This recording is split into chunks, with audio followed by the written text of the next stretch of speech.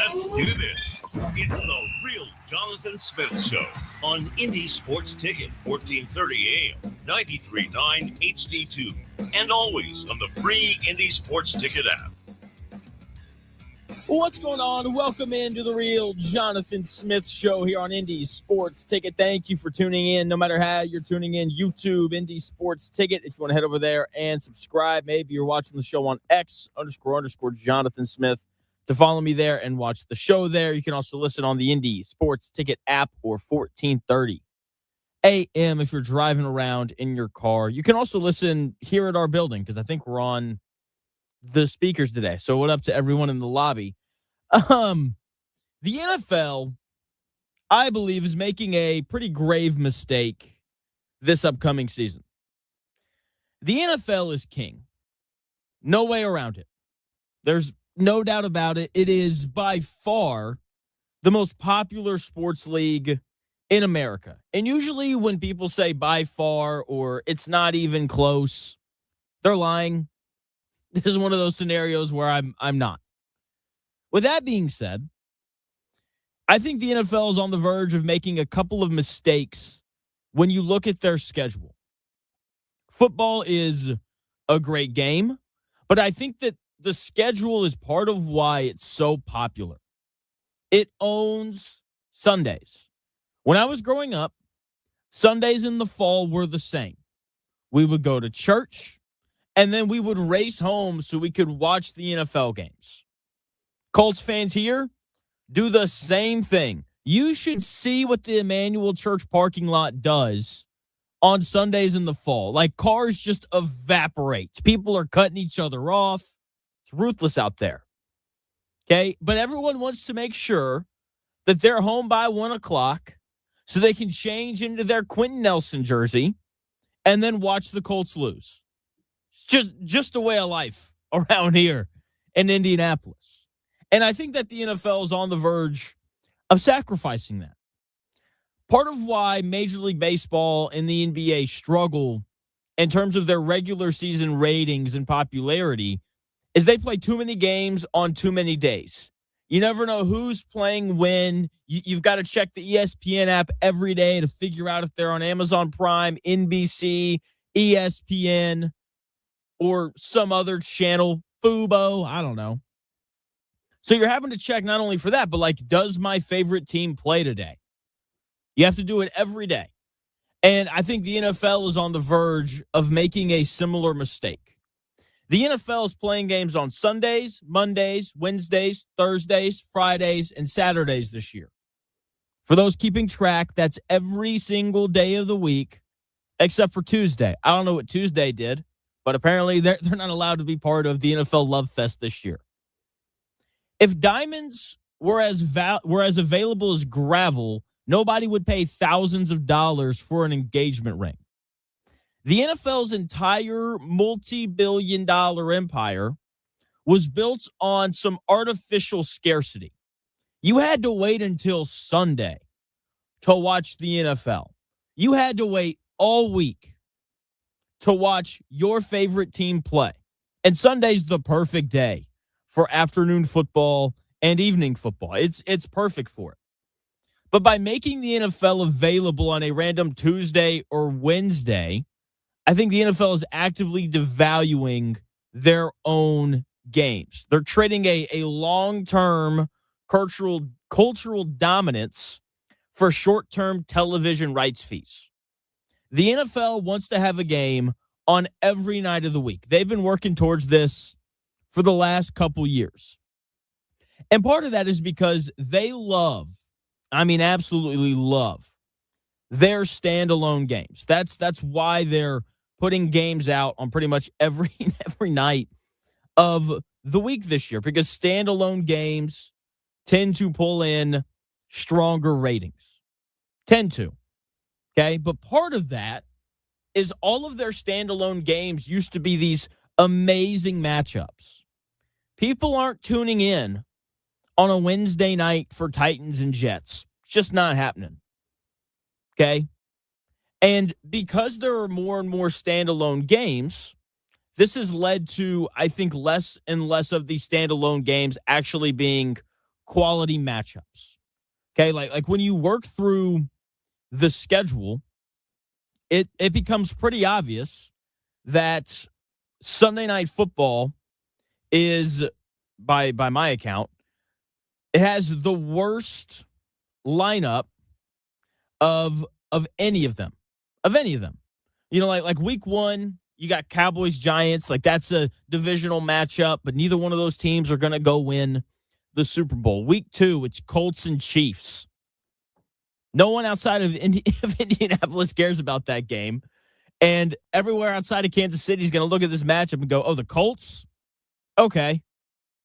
I may go to bed early. We'll see. Week 3, Rams, Broncos. Fantastic game. Week 4, Lions and Panthers. May throw up week 4. Ravens, Falcons, week 5. Don't care. No one cares about the Falcons. Week 6, Cowboys and Packers. Great matchup. Week 7, Chiefs and Seahawks. Great matchup. Week 8, Eagles, Commanders. Divisional matchup. It's the NFC East. That's cool. Week 9, you got Buccaneers and Bears. Week 10, Steelers, Bengals. Divisional matchup. Steelers aren't going to be very good, so Week 11, you got Vikings and Niners. Week 12, Chiefs, Bills. Great game. That's Thursday Night Football. Excuse me. Week 12, Sunday Night Football is Patriots and Chargers. Yeah. Week 13 is Texans and Steelers. 14, Bills, Packers, Lions. Or Week 15 is Lions and Vikings. 16 is Jags and Cowboys. Shoot me that week. Week 17, you got Eagles and Niners. So, like, there are like 4 or 5 really intriguing, like, oh, I can't wait to watch that game matchups on Sunday Night Football. But the majority of them are pretty average. Pretty average. And then you compare that to Thursday Night Football, which has got a ton of good games. Lions and Bills, week 2. Falcons, Packers, that one's okay. Steelers, Browns, Buccaneers and Cowboys, Week 6 is Seahawks and Broncos. What should have been the Super Bowl last year. Week 7 is Patriots and Bears. That's Caleb Williams and Drake May. Week 8, Panthers and Packers. Who cares? Week 9 is Jags and Ravens. Could be a good game. We'll see how good Jacksonville is. Week 10, NFC East matchup, Commanders and Giants. Week 11, best Thursday Night Football game of the year, Colts and Texans. And then you have Thanksgiving Day, which is just loaded with great games. Bears, Lions, Eagles, Cowboys, and Bills, Chiefs. Thursday night, Thursdays are loaded this year. And then week 13 is Chiefs and Rams for Thursday Night Football. 14 is Vikings and Patriots. Week 15 is Niners and Chargers. Home game for the Niners in LA. Week 16 is Texans and Eagles, and then Ravens and Bengals. Those games are on New Year's Eve. There's more good games on Wednesdays this year. And then the Monday Night Football slate, loaded. It's so good. Colts don't deserve to be anywhere near Monday Night Football this year. Yeah, you got Broncos, Chiefs. Giants and Rams could be interesting in week 2. Eagles, Bears, week 3. Cowboys, Eagles, week 7. Bears, Seahawks, week 8. Bills, Vikings, week 9. Chargers, Ravens, week 10. What other? Cowboys, Seahawks, week 13. Patriots, Chiefs, week 15. Texans, Packers, week 17.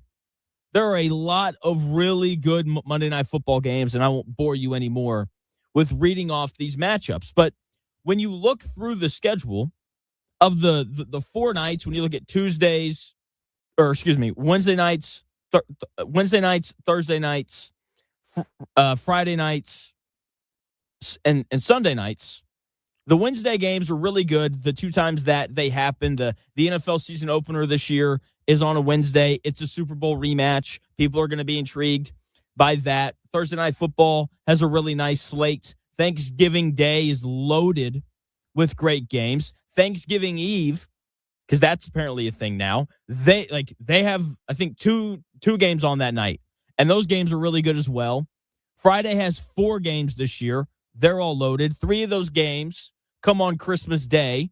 Then you have Sunday Night Football, which, again, has the worst slate of all the days that we're looking at, which to me doesn't make sense because when you look at the historical ratings of the NFL, the highest rated NFL game every week was Sunday Night Football. And that's because Sunday Night Football always got really good games, and it was the nightcap to a day filled with NFL football. It was something that people looked forward to on Sunday. Like, you would get home from church in 2009, be like, yeah, we got all these games at 1. There's a couple of interesting ones, but man, tonight we get Colts and Patriots. That game's going to be awesome. Peyton Manning and Tom Brady. Sunday Night Football was a big deal. And part of that is because it was one of 2 standalone primetime games. That is no longer the case. When you have more primetime and standalone games, it does 3 things. 1, it waters down the options that you have for primetime games. They used to have 32 primetime standalone games a year on Monday and Sunday Night Football. It's not hard to find the 2 most interesting, best matchups every single week. That's why Sunday and Monday Night Football were so good for so long. They had more games to pick from. 2, more standalone and primetime games just makes it less special.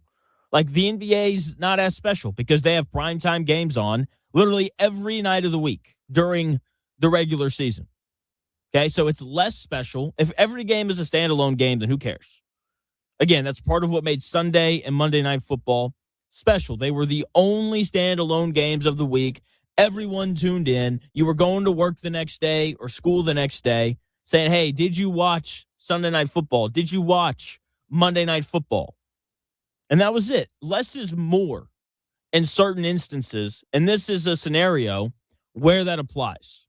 Okay, the reason Sunday NFL football works so well is because it's like a feast. It's like Thanksgiving dinner. You sit down once a week, you gorge yourself on 7 hours of commercial-free football with Red Zone, and it's awesome. And then you cap it off with like hot apple pie, which is Sunday Night Football, and you're completely satisfied. But by spreading games out across Wednesday, Thursday, Friday, Saturday, Sunday, and Monday, the NFL is turning this gourmet feast into grazing.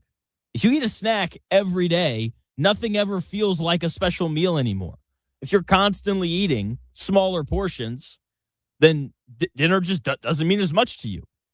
Okay, when everything is a standalone game, nothing is a standalone game. Like if you had Thanksgiving every day, then Thanksgiving wouldn't be special anymore, and you'd be really fat. Okay? Third, it waters down the Sunday slate, and this is where I think the biggest issue lies. Do you remember the 1 o'clock and 4 o'clock slates last year? Snooze fest. Sorry, Chris, but there were a lot of Giants games in there where I was like, not interested. Like, do you really want to rush home from Sunday lunch to watch Falcons versus Dolphins on Fox and with Colts versus Browns on CBS? And then that game's over. And they're like, keep your TV on to listen to Tom Brady talk 49ers and Cardinals at 4 o'clock. No, I don't want to do that. Like, you're obviously going to watch the Colts, but the other games are a snooze fest. If the day games on Sunday suck and Sunday Night Football has a weak slate, then the NFL is going to lose some of the interest that they have on Sundays. People are going to take that time to go to the grocery store or do laundry. That's the thing that the NFL, I think, is really forgetting about here. People have to go live their lives. Like at some point, you have to go put food in the pantry for your 7-year-old. At some point, you have to go and get your car washed. And so on. You know, if you're Mike Vrabel, at some point, you have to go and see Diana Rossini. It's just part of life. And you have to live life. And I think people are going to take their Sunday afternoons to go and do those things. I think this is what makes college football so special. I know that my Arkansas Razorbacks are going to lose every Saturday this fall. I know that they're playing on Saturday. I have a decent idea of what time they're going to play. If you're an Indiana or Purdue fan, you know they're playing on Saturday. They're going to play at noon, 3:30, or 7:30. One of those 3 times.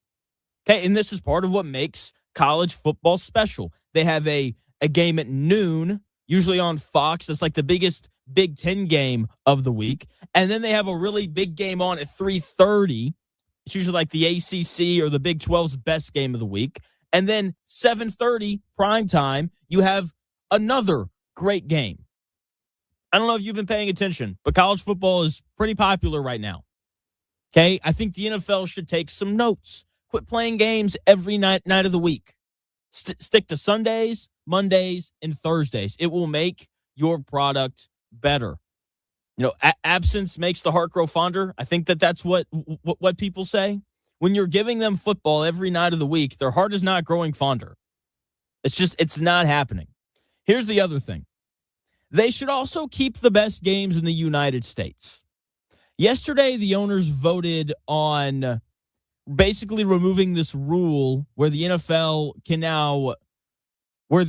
basically take any game it wants and put it overseas. Previously, teams used to be able to protect certain home games from going international. That is no longer a rule. The NFL has complete and total control of the schedule. Could you imagine getting up at 9:30 to catch Bills and Chiefs? Or Seahawks Rams because they decided to play that game in a country that doesn't love football as much as we do? That sounds terrible. When the NFL shifts elite matchups to international morning slots, 9:30 a.m. Eastern, 6:30 a.m. Pacific, you think the people on the West Coast are getting up at 6:30 for the NFL? Come on now. Or when they move games to random weeknights, they're also alienating the blue-collar fan base that really built the league. Like, when you look at people that watch football, it's your rough, tough, like oil pipeline workers. Okay? The guy who has to get up at 5 a.m. on Thursday for work isn't comfortably sitting through a 4-hour Wednesday night broadcast that ends at midnight. And guess what else they're not doing? They're not getting up at the crack of dawn on Sunday to watch more football. They're going to sleep in and enjoy their time off a little bit. The NFL is prioritizing the casual international viewer or corporate streaming platforms over the diehard season ticket holder at Indy who works from like 6 a.m. to 5 p.m. Monday through Friday. Also, last point on this. The NFL has made a really big push around the importance of player safety. How in the world is this in support of player safety? How do you justify playing games on Wednesdays or short week Thursdays or flying teams 10 hours across the Atlantic Ocean to London or Germany without giving them adequate recovery time? I'd be willing to place a bet right now. Someone for the Colts is going to get hurt either week 4 in London against the Commanders or week 5 on the road against the Steelers. And here's the thing. When guys are tired and they're getting hurt and they're on short rest, the product on the field gets worse.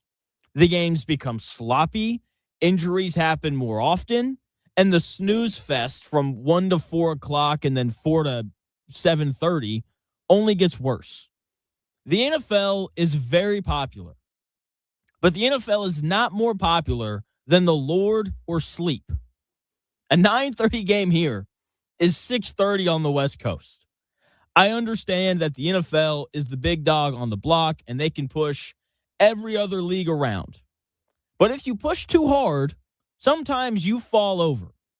Okay, the NFL is trying to become the air we breathe everywhere, all the time. But if you fill the room up with too much oxygen, eventually you spark a fire. Stick to Sundays, NFL. Okay, don't make us choose between the NFL football and the Colts and our sanity. Please. I'm telling you, it's a big, big mistake. Tonight, we've got game 2 of the Western Conference Finals. And the Western Conference Finals are currently giving us a blueprint of the NBA's next decade. And I think that Kevin Pritchard and the rest of that Pacers front office needs to be taking notes. I'm going to tell you the single roster piece the Pacers are missing if they want to hang their first NBA Finals banner next year, and why a Trey Murphy trade is not the answer. I will break down the Pacers' biggest looming problem in 3 minutes.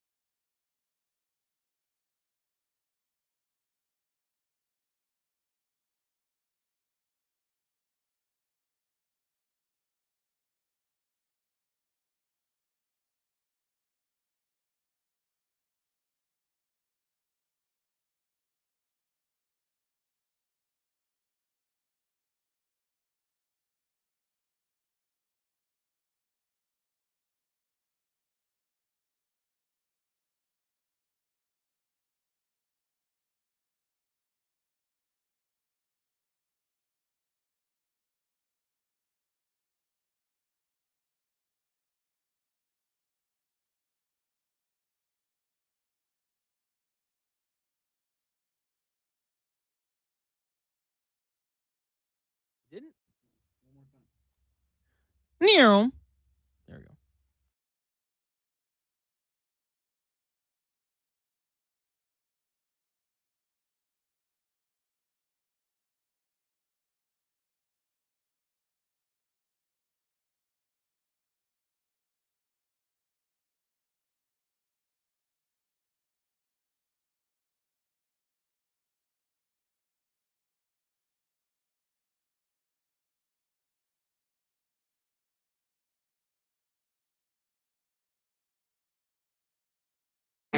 If it's in today's sports world, it's here.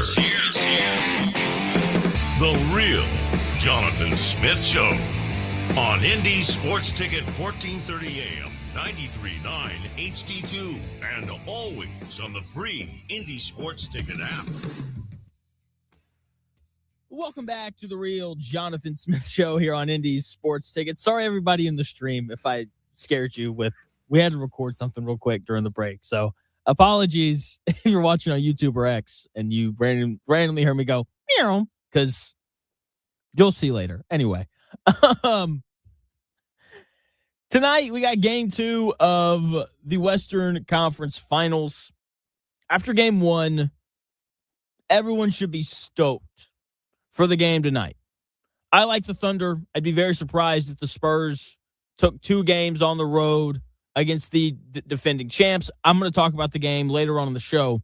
But I was thinking about the Pacers last night because the Knicks had a Pacers-esque performance, erasing a 22-point deficit and winning that game last night. But I was thinking about the Pacers. We'll have Tony East on at 1 o'clock as well to talk about this too.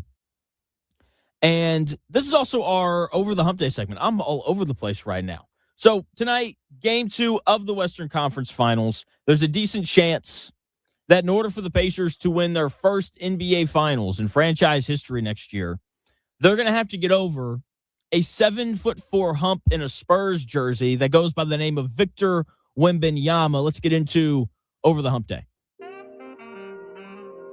Uh-oh, guess what day it is? Guess what day it is? Huh? Anybody? Julie, hey, guess what day it is? Oh, come on, I know you can hear me. Mike. What day is it, Mike? Leslie, guess what today is? It's hump day. Woo-woo! Hump day!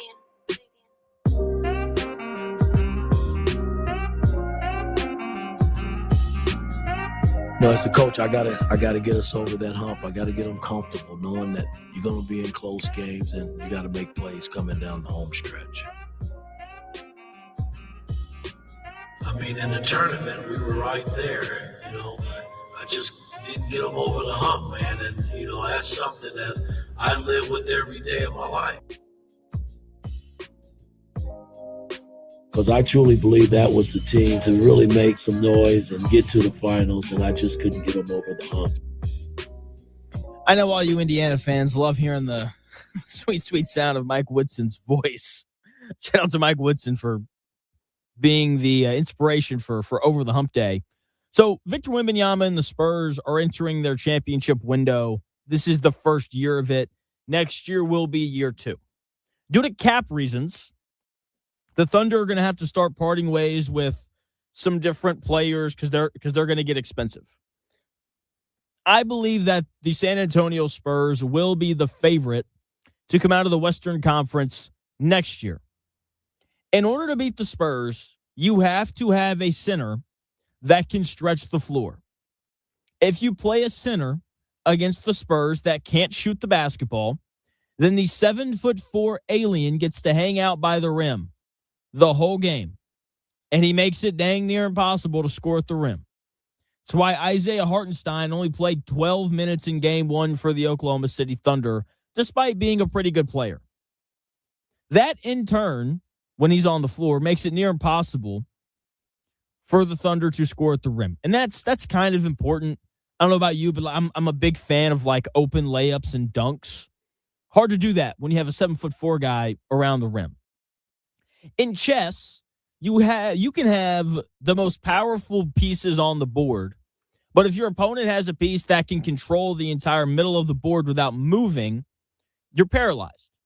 Victor Wembanyama is a 7'4" queen that can guard the perimeter and the rim simultaneously.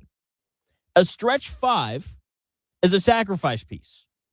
Okay, you're not asking your stretch 5 center to go score 30 against Victor Wembanyama. You're asking him to stand 25 feet from the basket to force Wemby out of his castle. When I look at the Pacers' current roster, they don't have a real stretch 5 on the roster. Micah Potter's not a good enough defender. Jay Huff didn't shoot the ball well enough to qualify as a stretch 5. Taking threes and missing them does not make you a stretch 5. Doesn't make you a good shooter either. You know that Kevin Pritchard and the Pacers front office are watching this series, trying to figure out what they need to improve the roster. They probably knew this before the series even started. The answer is a stretch 5. I know everyone's talking like, go get Trey Murphy and all that kind of stuff. Trey Murphy doesn't help you beat Victor Wembanyama and the Spurs. The only reason that the Thunder were able to force overtime in Game 1 is because Chet Holmgren was able to draw Wemby away from the rim. And he couldn't leave Chet because as bad as Chet Holmgren played, he's still, liable to make a 3 occasionally. And because he couldn't leave Chet Holmgren, SGA got a layup and sent the game to overtime. If Wemby had left Chet, then, he's wide open for 3, and maybe we're talking about the Thunder being up 1-0.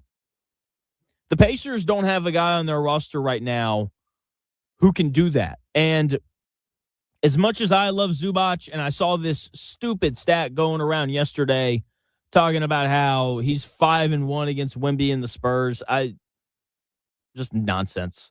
And as much as I think Zoo is going to help the Pacers this following season, they still need a stretch five in case they run into the Spurs next year. Like, the Thunder aren't the same team without Isaiah Hartenstein, but this just isn't a series for Isaiah Hartenstein to play in. And if the Pacers were to meet the Spurs in the NBA Finals next year, then that would just that wouldn't be a series for Zubac. He'd be matching minutes with Cornette, not with Wemby. Okay, so again, love Zoo. Think he's going to do a lot of good things for the Pacers next year. But having a stretch five would make that theoretical matchup against the Spurs in the finals a lot easier. Okay, and even if you don't meet the Spurs in the finals, it's still nice to have a stretch five. Okay, if the Pacers don't go out and get a stretch five, then you would just see them go small in the series. You know, you'd see a lot of Obi Toppin playing center, which doesn't work. The other reason that you need a guy on the floor at all times who's 7 feet tall when you play the Spurs is because it's tougher for Wemby to rebound. Victor Wembanyama had 9 offensive rebounds in game 1. And it's because he's being guarded by Alex Caruso. You think 6'4" Alex Caruso is keeping Wemby off the glass? Absolutely not. Okay, so if the Pacers don't go get a stretch five, then they would just have to go small in the series, which I don't think would go well for that rebounding reason. So here are two names that the Pacers could maybe go get in free agency. Robert Williams III, backup center for the Portland Trailblazers. He started taking some corner threes this year. Very athletic, blocks a lot of shots, finishes at the rim when he has the opportunity. Brook Lopez, I think, would be an interesting piece as well, but he's a restricted free agent. You know, he's a team option guy, so the Clippers could very well decide to pick up his option, and then he wouldn't be a free agent. But if the Clippers decline it, I think he would be an interesting piece. Can still kind of protect the rim, but he can still definitely step out and shoot it. So those are a couple of decent options as your backup centers that would allow you to play a stretch five if you really needed it. I'm going to talk to Tony East about this a little bit more coming up at 1 o'clock, and we'll kind of get his thoughts on this whole idea as well, because, this is how you know that Wemby's great. Like, there are certain players when they're in the league, you know that you have to have a certain kind of player to beat them. For example, if you're going to beat LeBron James, like, you have to have or had to have an elite perimeter defender that at the wing position if you wanted a chance to beat whichever team LeBron was playing for, right?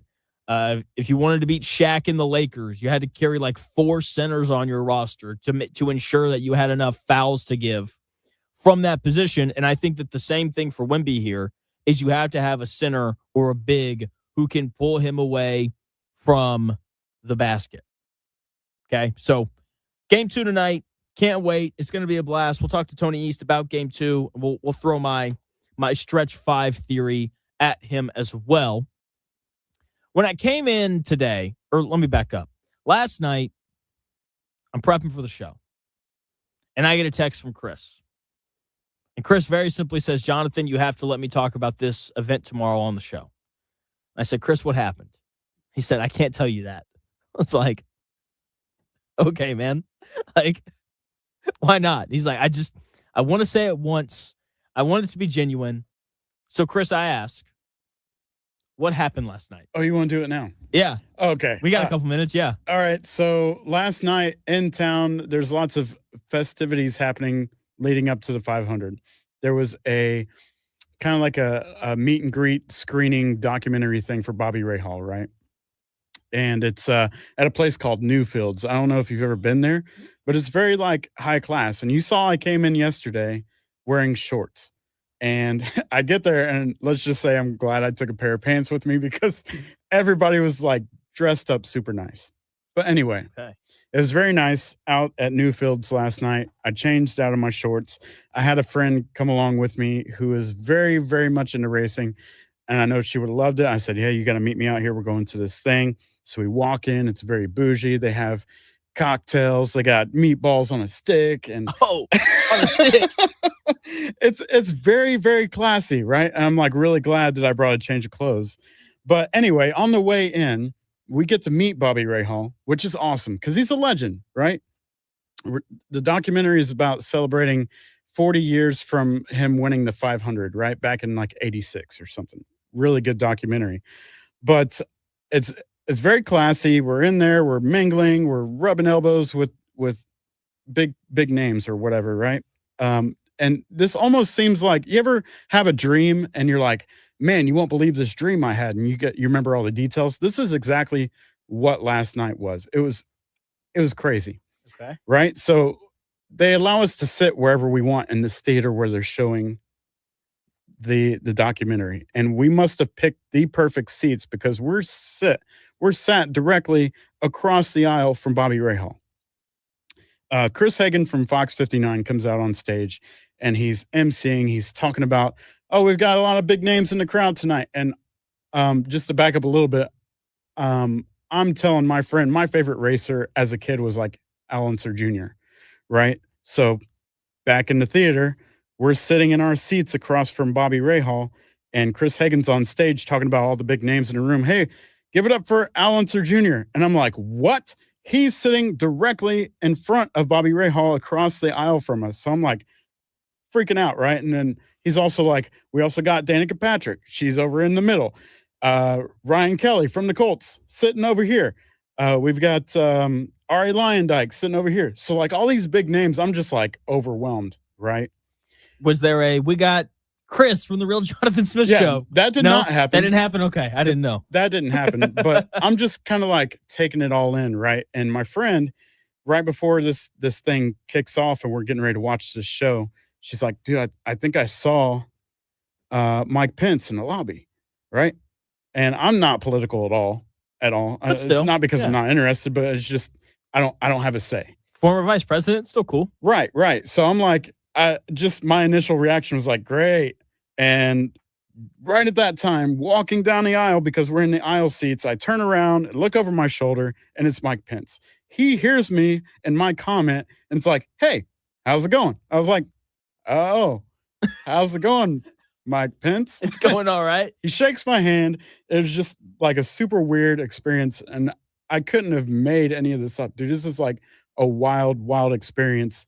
And the last part of it, I guess, is just whenever they started the documentary, I had to pee so bad, right? But like, it's a documentary about Bobby Rahal, who's sitting across the aisle from us, and I'm not about to get up in the middle of his documentary to go to the bathroom. So I was just, it was crazy. That's nuts. Did you pee a little bit when Mike Pence shook your hand? I didn't know what he was going to do, but he was super friendly. He's so nice, man. Had a big smile on his face, but I wondered like if he felt the need to stop and talk to me because I was like, oh, awesome, great. But it wasn't like because I don't like the guy. I'm just not political. You know what I mean? I've talked to him before when I was working with Tony Katz on his show. And this is when he was the VP. Yeah, he was. And so he was really nice to me, but that's like all politicians are supposed to be that way, right? I don't know. Yeah. I mean, I guess it was overwhelming because I wasn't expecting, like whenever we got in there, like I saw the people come in, but I couldn't tell. It was kind of low lit.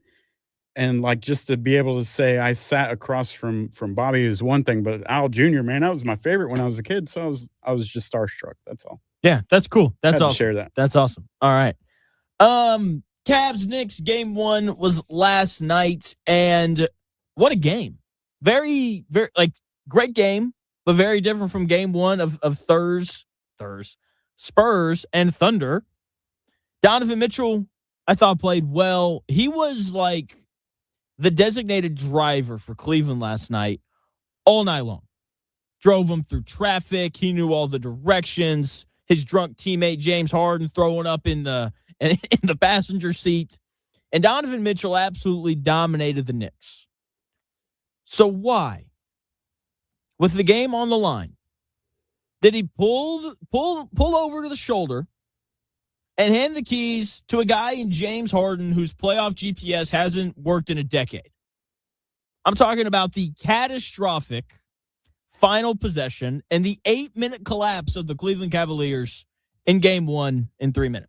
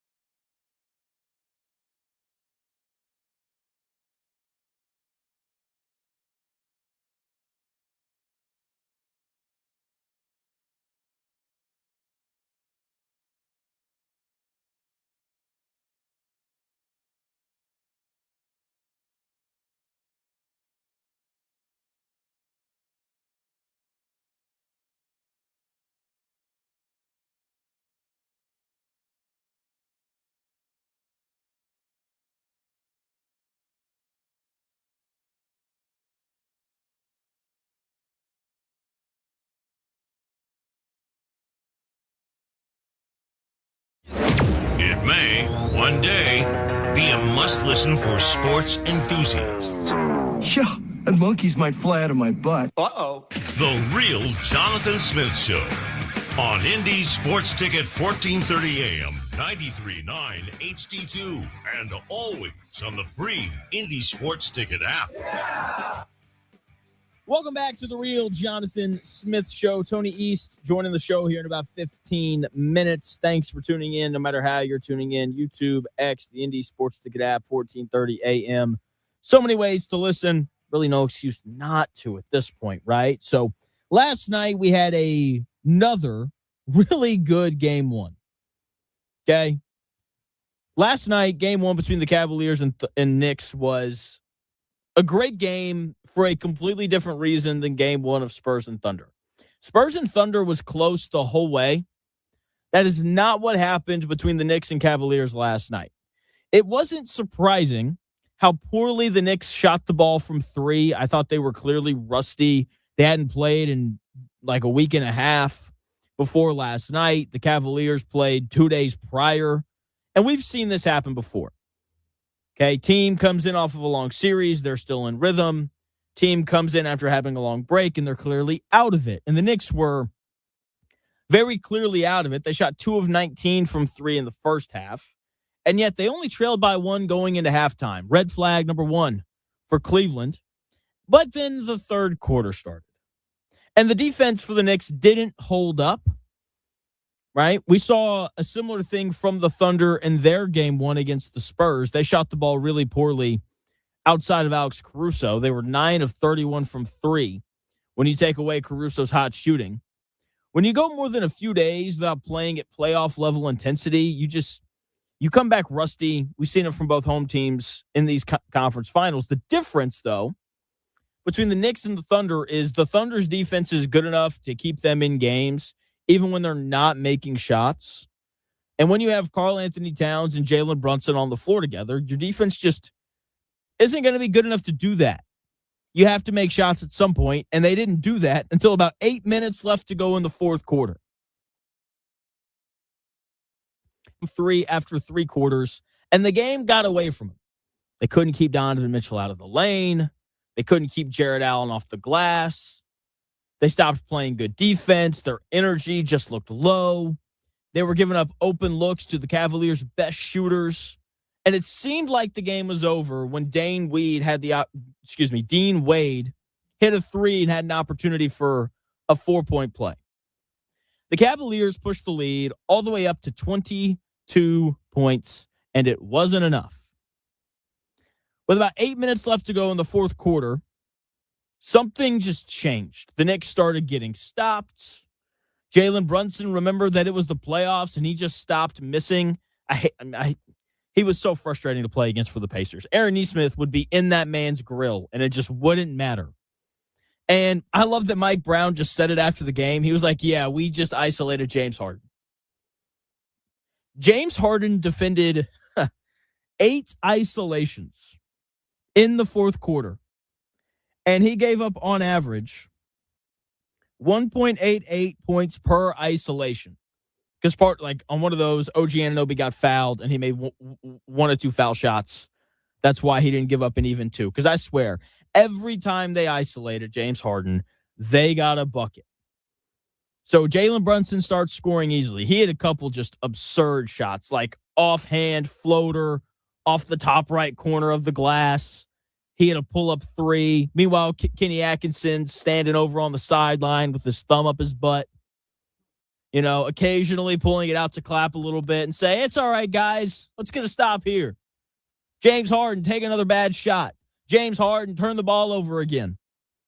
Last night was like the 33rd time in James Harden's playoff career where he had more turnovers than field goals made. He's done that in a quarter of his career playoff games, which is absurd. But the other thing that I noticed about those final 8 minutes was the more the Knicks scored, you could just see the life breathed back into them. Like the defensive intensity picked up for the Knicks as the buckets started to pile up. They cut that 22-point deficit down to 5 off of a Jalen Brunson pull-up 3 in James Harden's face. And then Kenny Atkinson was finally like, oh, wait, I have a couple timeouts. And so he calls timeout, and to the Cavaliers' credit, they come out of the timeout, and Evan Mobley immediately hits a big 3 to push the lead back up to 8 points out of the timeout. Okay? And what proceeded after the timeout, and after that Evan Mobley 3, was the Cavaliers doing something to make me think they were going to pull away, then the Knicks finding a way to not allow that to happen. So Evan Mobley makes the 3. They go up by 8. The Knicks come back down. They get James Harden on OG Anunoby. Anunoby gets fouled. I'm like, all right, they're going to score 2 points with the clock stopped. And then OG Anunoby misses the second free throw. I'm like, all right, Cavs are going to grab this rebound. They'll go down and score.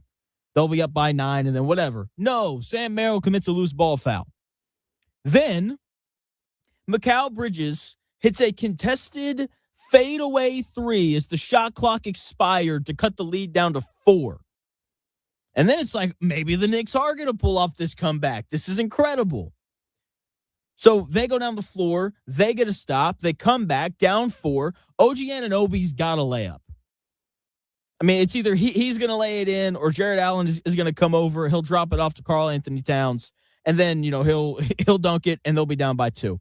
Not what happened. Karl Anthony Towns committed one of the dumbest fouls I've ever seen a basketball player commit. He just grabs Jared Allen's arm.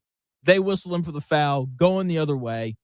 Cavaliers come back down. Jared Allen grabs his 7th offensive rebound of the night, lays it in, pushes the lead back up to 6. I'm like, all right, game's over. There's 90 seconds left. Cavs are up 6. No big deal. And then Mikal Bridges comes down and he hits a corner 3. And then they get a stop. And then Landry Shamet hits a 3 that bounced on the rim twice and went in. Game's tied at 99. Then James Harden and Jalen Brunson exchange buckets. And then this really upset me. There's very few times where I sit on my couch and I look at Amelia during a basketball game and say, what in the world are they doing? So the game's tied 101-101. Cavaliers have the ball, final possession. Donovan Mitchell has the basketball in his possession. And then Donovan Mitchell turned and looked at James Harden and said, here, man, you take it. I hated it so much. Donovan Mitchell had gotten whatever he wanted all game long, and in those final 8 minutes of the fourth quarter, he completely disappeared. The Knicks couldn't keep him out of the lane. He was 12 of 21 from the floor with 29 points at the end of regulation, at the end of the fourth quarter. I mean, he was far and away Cleveland's best player last night. By the way, he only took 2 shots in overtime, didn't make either one of them. At that moment, with the game on the line, Donovan Mitchell was the only Cleveland Cavalier with more than 15 points. And he willingly gave the ball up to known playoff sinker James Harden. Donovan Mitchell was the designated driver all night long. He was the only guy who knew the directions. He weaved them in and out of traffic.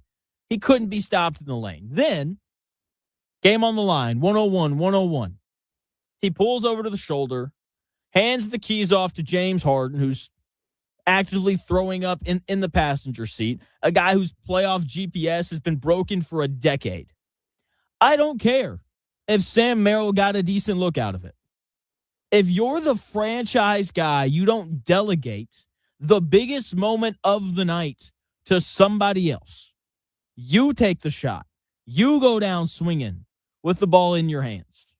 Donovan Mitchell's their guy. And you have to take the ball there and not give it up. The game went to overtime. Knicks dominated overtime. They opened it with a 9-0 run in the first 3 minutes of overtime, and the ball game was over. More importantly, the series is over. The Cavaliers should have won last night. If they were going to steal a game on the road, that was the one to steal. Now the Cavaliers basically have to win 5 out of 7 games. Because they should have won last night, and they're not good enough to do that against the Knicks. So we'll see if they can recover from this, but I don't think that it's going to happen. Chris thinks the NBA is scripted. I mean, how do you script the half bang from Mike Breen, where the Sam Merrill ball goes in and out? Maybe not so much that. I think just the result in itself. You know that the ESPN has been trying to tie in WWE and all this stuff lately, and they've got the guy Dan Housen from WWE. He's coming in, and yesterday I think it was he cursed the Cavs. Yeah, and it seems like every time he comes around and curses a team, then something happens. It happens. But to be fair, he cursed Stephen A. Smith and the Knicks 2 weeks ago. This is true. Or whenever, what's it called, happened in Vegas. We did trivia on it. I forget. Raw? Oh, WrestleMania. WrestleMania. I was just saying that it wouldn't surprise me if they're trying to tie in wrestling in this way, in this aspect, and just kind of promote what ESPN is doing, even though that was on, I think it was on Prime or something, right? But No, it was on ESPN last night. also, I Yeah. saw a video that was like the same play-by-play call for Wemby's big three the other night. And With Curry's from yes, like it was like 8 years ago. Yeah, it was mirrored. Like something's off somewhere. That's all just, I'm saying. that's just a sinking thing. Like it's just a coincidence. I think that's all that was. But how many times can we just say it's a coincidence? There's it's only happened once. something happening. Just with It's that not- particular. Yeah. Overall in general, there's consistency showing that this is fishy to me. Okay. All right. Fair enough. 1 o'clock, Tony East of Locked On Pacers is going to join. We'll talk conference finals, the Fever, and more. But first, we'll give it back to producer Chris, who's got your sports update. Thanks, Jonathan. I appreciate that. America's most competitive eater, Joey Chestnut, now serving 180 days probation after pleading to slapping a man inside of a Westfield bar back in March. He will be allowed to travel to New York for the Nathan's hot dog eating contest, though. That story is still developing. I'm pretty sure he was here for Dan's show just a few short months ago. Also, the Fever are back home tonight to take on the Portland Fire. Tip-off is at 7 and can be seen on the USA Network. Yesterday, Caitlin Clark was named the Grand Marshal for Sunday's Indy 500, and right before she gives the command to start engines, you'll see IU head coach Kurt Signetti piloting the pace car, and comedian Andy Richter was named commander-in-chief for the Oscar Mayer Weenie 500. So there you go. Rain chance still stands at 40% Sunday, with showers likely in the evening. So hopefully it holds off when we get the race in. That is what's trending this hour in Indy. More to come on the Real Jonathan Smith Show after the break on Indy Sports Ticket 1430.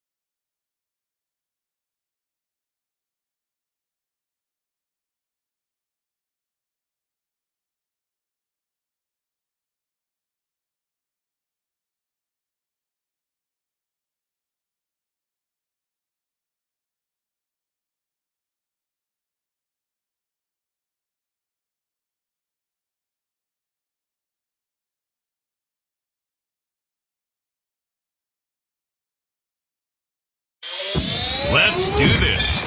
It's the Real Jonathan Smith Show on Indy Sports Ticket, 1430 AM, 93.9 HD2, and always on the free Indy Sports Ticket app.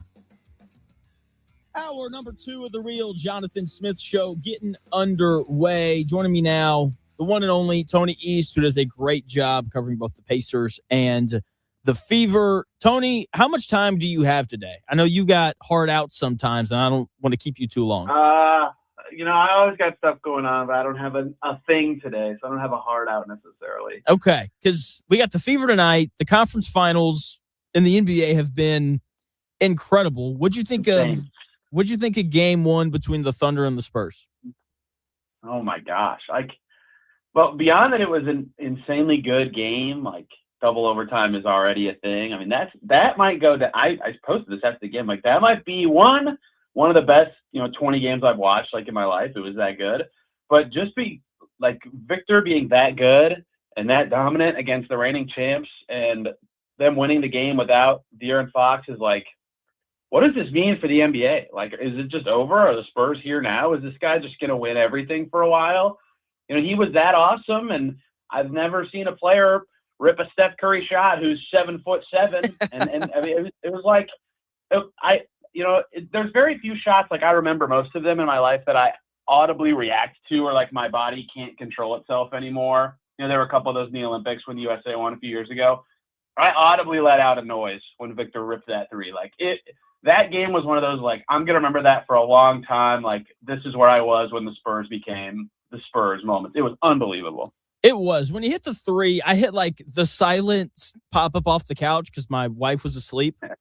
And then last night when Donovan Mitchell gave the ball to James Harden with the game tied, I looked at her and said, "What are they doing?" She would know the answer. But before we get to that, I've been watching the Spurs the whole playoff run, and everything comes back to the Pacers around here. And I know the last time I had you on, we were talking about some different maybe trades or free agent targets for the Pacers to go get. I feel like you have to have a stretch 5 to beat San Antonio, because I think that's why Isaiah Hartenstein only played 12 minutes, because when he's on the floor, Wemby can just stand by the rim, and that doesn't work for anybody on OKC. And when I look at the Pacers, they don't I know they have Micah Potter, but do you really want that guy playing 20 minutes in the playoffs? I don't know about that. What do you think about the Pacers going and finding a stretch 5? Yeah, Victor does. I think any team, honestly, at every position to beat the Spurs, you're going to need some Herculean shooting. The only team that has beaten the Spurs this playoffs in the game that he finished the game was the game 1, or which game was it for Ant that they finished? It was game 1. Right? The first game of, because he got ejected in game 3. That's right. It was game 1, and he was Ant finally made shots. Ant made shots. And obviously they had Rudy on the floor for a lot of that. And so that's one way to at least make Wemby's life harder, is they had an A-tier interior defender on the floor who could actually disrupt him a little bit, and Rudy, and then all the perimeter players made shots that game. Every other game that the Spurs have lost, it's because Wemby didn't play or got ejected. So I do agree that you need a lot of shooting, because he's just going to disrupt everything. And that crazy awesome play that everybody praised Daigneault for, to pull him away from the basket. They had to pull him away from the basket to let the literal MVP have enough space to shoot, right? That is how important he is. And so I do agree that a center being able to shoot is important. That's why Chet played way more, and he has to be better. I think Chet would tell you that before anybody else. Excuse me. But as it pertains to the Pacers, they're just going to need good shooting from everyone. And I think what the answer is going to end up being, honestly, Caruso was guarding Wemby at the end of that game for a lot of the game. I think the answer is going to be that a small guard is guarding him and trying to swipe down at his handle, and you just go small. Obi Toppin would be the 5. And because he can shoot now, and you just hope that kind of speed and shooting is enough to make the Spurs move on defense, and then you can get enough from, I'm making this up, Aaron Nesmith guarding him, for example, because you can't put a center on him. It's almost impossible. Zubac actually has some success, and that's a very, very rare thing, and probably won't last for much longer. Yeah, that's the thing. He's only going to get better. The dude's 22, which is just insane. Joined by Tony East of Locked On Pacers, talking a little conference finals. We'll talk about the Fever here in a minute as well. And the problem, though, with putting a small on him, he had 9 offensive rebounds in game 1. Right. It's just, well, this and is so just, many of Go ahead. Sorry. Well, I was gonna say the ones he gets a lot of when you put a small on him is like he misses his own shot, and then like there's no chance Alex Caruso can jump over him and get the rebound, right? Like it's impossible in that moment. So maybe you can like actually thwart the first effort, but it's not even like he's doing anything wrong. He's just like it's impossible. That's why Rudy was like somewhat of a good matchup, but even that was giving up something all the time. It's like it's I don't know if you feel this way, and this is like I already feel like a cop out loser saying this, but this is the first player in our lifetime, I would say. Like I was too young to like really appreciate Shaq, where I'm like, are they going to have to change the rules? Like, is he going to be that good and unfair at his height? Yeah, that's a great question. I had a question along the similar vein that I was going to ask you. Would you rather have Victor Wembanyama right now or LeBron James when he was 22? It's hard to say because we know how LeBron went, right? Like I'm getting 4 championships, right? That is like very tempting. Like there is a chance Victor is the best player who's ever played basketball. Yeah. So it's like you actually have to think about it. I would pick LeBron, but we know how his career went, so it's not fair. It's not. But the Wemby stuff is just. I mean, you just brought up. This is year 3, and you're like, we may need to change the rules. I don't know, but I don't even know what that looks like. It's just like I don't either. He's so physically unfair that there's nothing anybody can do about it. And so what does that look like? You can't shoot a certain number of shots within 10 feet if you're over 7'4", something like that's stupid. That seems like so uncompetitive and lame. Like I admitted before I said it, it feels like loser stuff, but there's going to be a point where it's like you play the Spurs, okay, you just lose. Like that's it. That also seems wrong to me in a sport that's all about fun and entertainment. Yeah, I'm so fascinated by what the Thunder are going to do. Like I have to remind myself a lot of times, Tony, that like compared to like the Mark Dagnalds and the Rick Carlisles of the world, I'm just an idiot, And like I was sitting down watching game 1. I was like, why don't they just put Chet on Wemby and like sag off and like make him take jump shots? And like I said it out loud and I was like, you know what? I know that they thought about this. Like there's probably a good reason why they're not doing this. I just think that I want the 7'4" guy as far away from the rim as possible. Like they showed an overlay. I can't remember if it was during the game or if I caught it on X afterward. It was like an overlay of all of Wemby's made shots, and all of them were at the rim except for the 30-footer, which is just insane stuff. So like part of it is that is not like Chet's. I mean, Chet is good at that, but that's like not close to the best thing he is on defense. Like he is very switchy and rangy and can kind of take everybody out of stuff. And if he's just like, I'm neutralizing this one guy, I don't like, yes, I think that would work somewhat well, but the other thing is like, I don't know what you think of Chet's athleticism. It's okay, I guess. I guess. And Castle has kind of mastered that. Like, I'm just going to throw the ball above the rim and Victor's going to dunk it. Like, I don't think Chet could stop that. And so in some ways you're like hurting your team defense in exchange for that, I think is what they would say. But I mean, what they did in game 1 didn't work, obviously. So you got to do something different, I guess. Caruso felt to me like, though I'm not saying he stopped him. No one's stopping him. But he at least made him like lose the ball and get frustrated a few times. I think Wemby like almost laughed at Chet. They were doing all that stuff about when they used to play against each other in USA France and stuff. And they were pinning it as like this tall guy rivalry. I'm like, dude, I think Wemby's just way better than him. Like, it's not even really a rivalry. It's not even fair. close. It's not fair to Chet.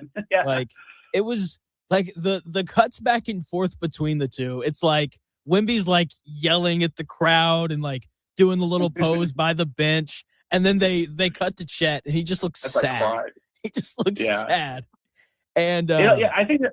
Go ahead. Sorry, go ahead. No, you're good. Well, I was gonna say, as you're pivoting to game 2, as you were talking about, it's the first game was so funny because I was competing in my head like the Thunder are gonna be like, oh, we can't lose this Caruso game, and the Spurs are gonna be like, oh, we can't lose this Wemby game. And in my head, I'm like, well, the Wemby game feels more like repeatable, obviously, because he's an MVP candidate and Caruso's a role player. But everybody will forget because the game was overtime. He started to get much better. Like Shea was not very good through 3 quarters, especially compared to his own standard. And so in my head, like we could talk about all these adjustments and all these things the losing team needs to do. But like if Shea plays like the MVP, the Thunder win. Like so, I think they're not going to panic yet. But if Wemby's awesome again in game 2, or Shea can't be Shea, then they have to. And those are like the obvious big things that will trickle down to all the rest of the players. So that's where it all starts. I think he had like 12 points after 3 quarters, less than that. Like it didn't feel like him at all. it was so weird to see him miss and to see him rush shots. Again, joined A by lot. Yeah.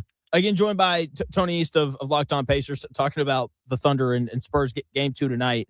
And, we talked a lot about, like, how do you stop Wemby? But to be fair to the Thunder, the game was tied at 108 after the first overtime. Like it wasn't like they played bad defense. The issue was, like you said, SGA was like 7 of 23 from the floor. This is a guy who shot 55% from the field during the regular season, which is absurd. Like, I didn't think Jalen Williams played well either. You would think the more he plays, the more rhythm he finds. Chet was really bad. Like, I still like the Thunder to win the series, but game 1 was just a lot of fun. I do too. J-Dub's shot before Chet's 3 was like the dumbest shot of the night also. And like he's getting like no one's talking about it because Wemby hit like oh my God 3 right after it. But he took a fading contested mid-range shot with 13 on the shot clock. Like what was that? That was really weird. But I agree. I think the Thunder have more room to be better as their championship experience has shown. But like Wemby breaks a lot of teams. But you are right. Like they had 108 after overtime, and what did Castle have? 11 turnovers or something. That's what the Thunder do. They turn you over. They pressure you in ways that make you uncomfortable. And they had a big enough 7'8" guy to bail it all out. But that might not happen every night. And I know the stat. I think Dylan Harper finished the game with 1 or 2 turnovers. That's it on the stat sheet. But how many times did his handle get dislodged? And then he got it back. Like he ended up finding it. There was that obviously like viral possession where it happened like 4 times. So if the Thunder can keep forcing those turnovers too, I think they'll feel good about their chances. I honestly think they'll just, like you said, hope their stars just can be better on offense. They'll just win because a lot of their game plan stuff was good enough, but Vic makes that not the case. I mean, that was their first playoff loss since the Pacers. It is their first playoff loss since the Pacers, which is absurd. I think another sign that Wemby is great is we're doing this LeBron thing with him, whereas like when LeBron was like really at his peak, every time people talked about him, he got bigger. Like he was like 6'8", 245, and then like 10 minutes later, he's like 7 feet, 260.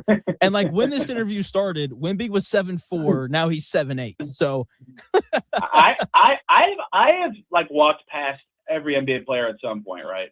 Okay. So one, I only get wowed by a few guys' size now, like Jalen Duren's massive and Boban's like Wemby obviously is one of the ones that are like, oh my gosh.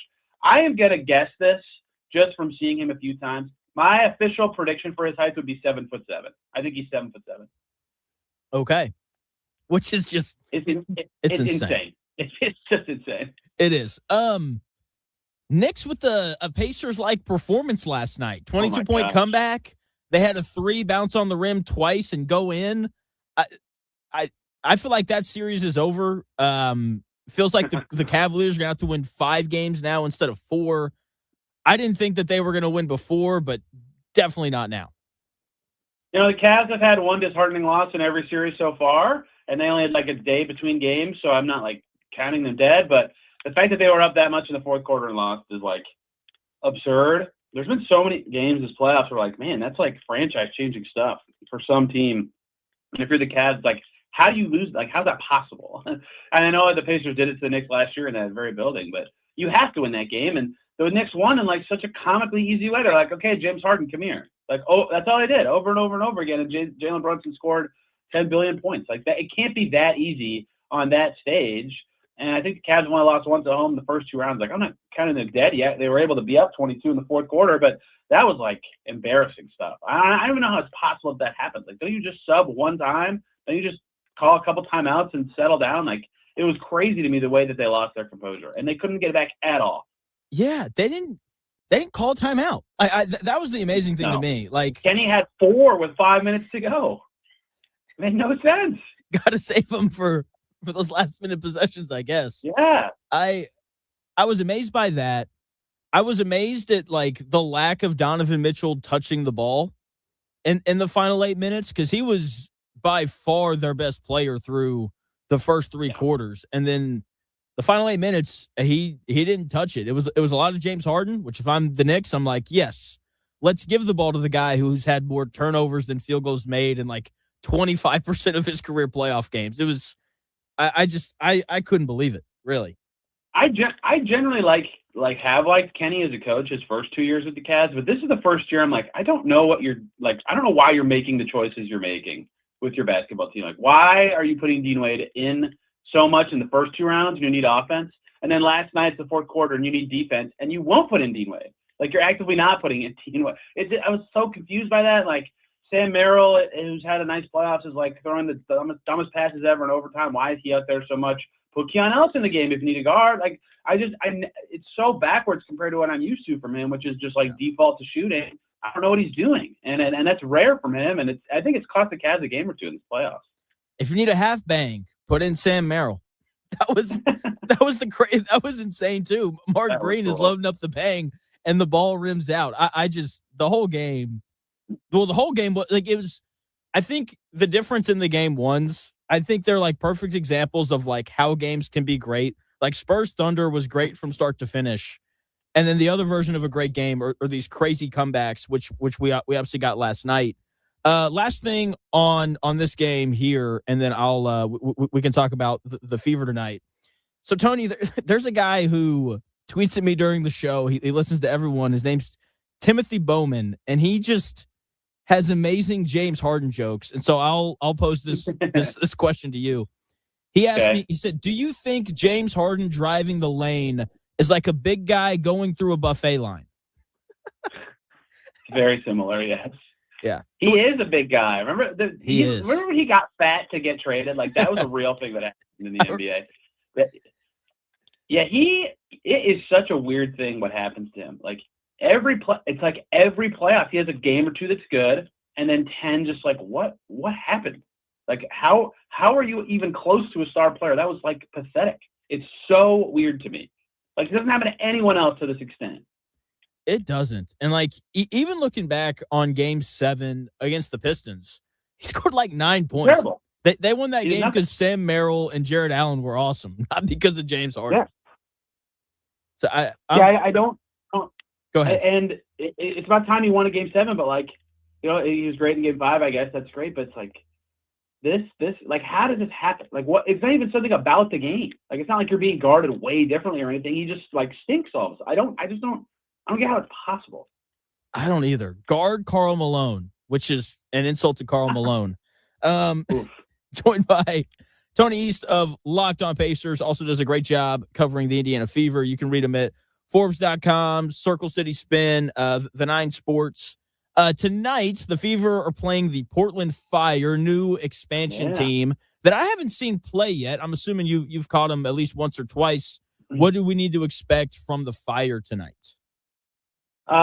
Yeah, it's a new team. It's gonna be a pretty fire game. Jonathan, you're my age, right? What are you? 20? I don't want to guess. I'm 26. Okay, so here's what you should expect. The Portland Fire coach is younger than me. He is 31 years old. Okay. And I hate that. I hate that somebody can be a head coach in the WNBA and be my age. But the thing is, they're very like young and spirited, and they're not that skilled or talented. Their best player is Bridget Carleton, and she's okay, but they really rely on their defense to create easy offense, and it's kind of a grind for them with some certain lineups on the floor. The Fever should, I say this because they're 2-2 and have lost 2 pathetic defensive games at home. They should have enough talent to win pretty easily. One of the Fire's wins was against the Connecticut Sun, who are, for my money, are the worst team in the league this year. They did beat the New York Liberty on a buzzer beater, but they've largely been the inferior team in most of their games. So they're just not that. They don't have a lot of dynamic shot creation on that team, but they're okay. They're spunky, and they're really creative with how they play, which is what you expect when you hire a 31-year-old coach. And I'm bringing that up a lot because it's just like unfathomable to me that there's a coach younger than the players to that extent in the WNBA. Yeah, that's really weird. I don't like that at all either. Crazy. I don't like that Wemby's 22 either. That bothers me a lot. I don't like that Tyrese Halliburton's my age. It's like whenever he is exactly your age, basically, right? Yeah. Like whenever my dad talks about him, he's like, "Jonathan, I just love watching Tyrese Halliburton play, and I just feel like I have to apologize." Like, Dad, I'm sorry, I did my best, I'm 31 now, which is the age that like announcers start talking about guys like in decline. I'm like, oh geez, like my life is over. Apparently, sports players my age are in decline. I did that a couple weeks ago about Jonathan Taylor. He's 28. I was like, is this the year? Well, running back, that actually is true. Yeah, a running back, that's true. Like at 24. Yes, seriously. Yeah, but all right. So seems like the Fever should play well. They should at least play well, as you said. Like they should probably win just because they have more talent. What is something which look they've only played 4 games, so it may be a little early for this question. What is something that they've done or are doing so far through the season that has surprised you? Like, is there a player playing better than you expected, or anything like that? Well, their defense is surprisingly bad, I think, so far. It's been up and down, I guess. I think that's kind of obvious. I don't want to harp on that too much. Yeah. I think the thing that's kind of surprised me the most is how much look. I know that they did all their offseason maneuvering to be able to rely on their depth more. Right, part of the takeaway from last season, I think this is the obvious correct takeaway, was they were pushing their stars too much, and Kalen got hurt a bunch, and Kelsey's body literally broke down in that final game they played against the Aces. They needed to focus on sustainability and health as it came to their team. I get it. They got a lot of guards for that reason. They're prepared for that. I have no problem with them doing that. I think that was smart. But the extent to which they've relied on their depth and lineups with 4 reserves in the game has been really, really odd to me. And that's fine when you have one of the stars with those players, which they have every time. They've never or very rarely have neither Mitchell or Clark on the floor. I don't think they actually have it all. So it's not confusing to me why they have the specific 5 they have on the floor. I've been surprised how little mixing and matching that there's been. And Stephanie Watt, I asked her about it after the last game, and she's still searching, as she says, and this is the right answer, obviously, for what players give them offense in certain situations and who gives them defense in certain situations and how do they have the right balance. Through 4 games, that's a noble answer, and you need to know those things for when it's put up or shut up time later in the year. But I've been really surprised the extent to which they've kind of done that with their depth. And it feels like at times you can pinpoint the exact point in a quarter or a half where the wheels kind of fall off or turn sideways for them, and it's right when they sub. And so, you kind of wonder. I don't think they need to reflex away from their depth because they have good players in their team. Raven Johnson being good means they can go 10 deep almost every night. I just think they're not mixing and matching starters and bench enough in a way that's been kind of confusing. And when you've lost 2 games by 1 possession, that really matters. Fair enough. That makes sense. How fast are you going to It's a long drive home answer. tonight to catch the Thunder and Spurs game too?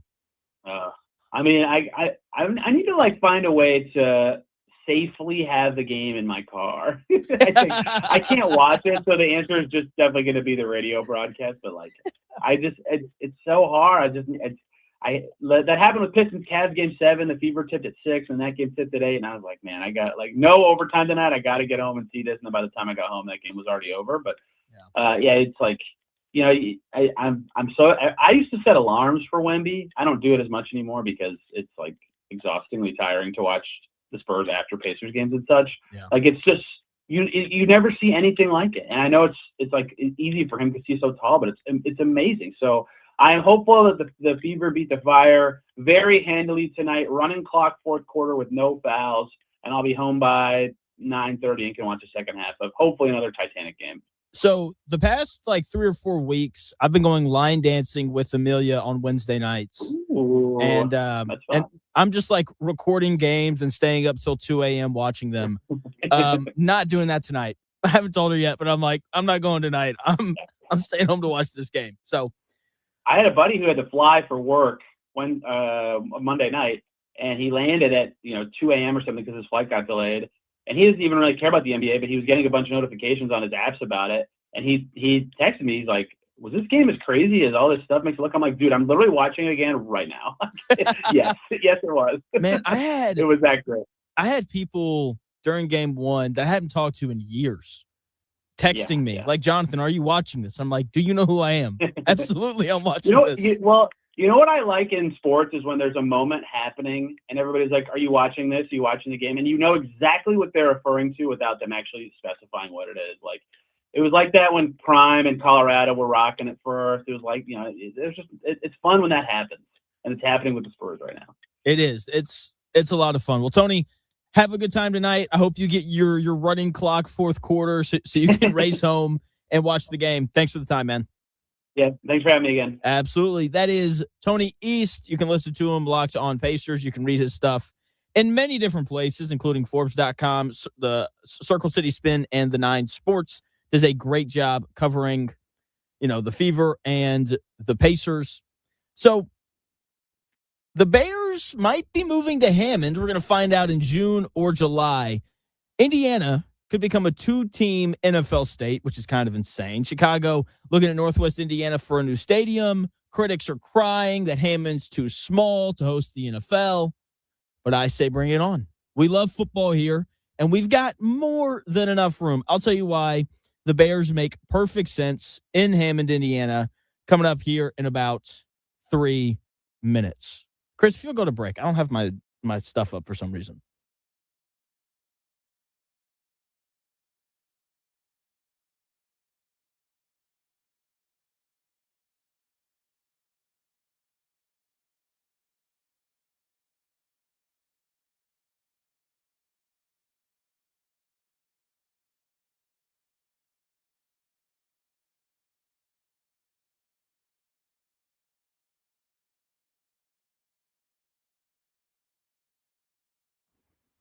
If you're looking for something affordable and family-friendly to do this summer, we've got you covered with Ripley's Aquarium of the Smokies. Immerse yourself among thousands of awe-inspiring aquatic animals and get closer than ever before with interactive, hands-on experiences, unique animal encounters, and exciting events.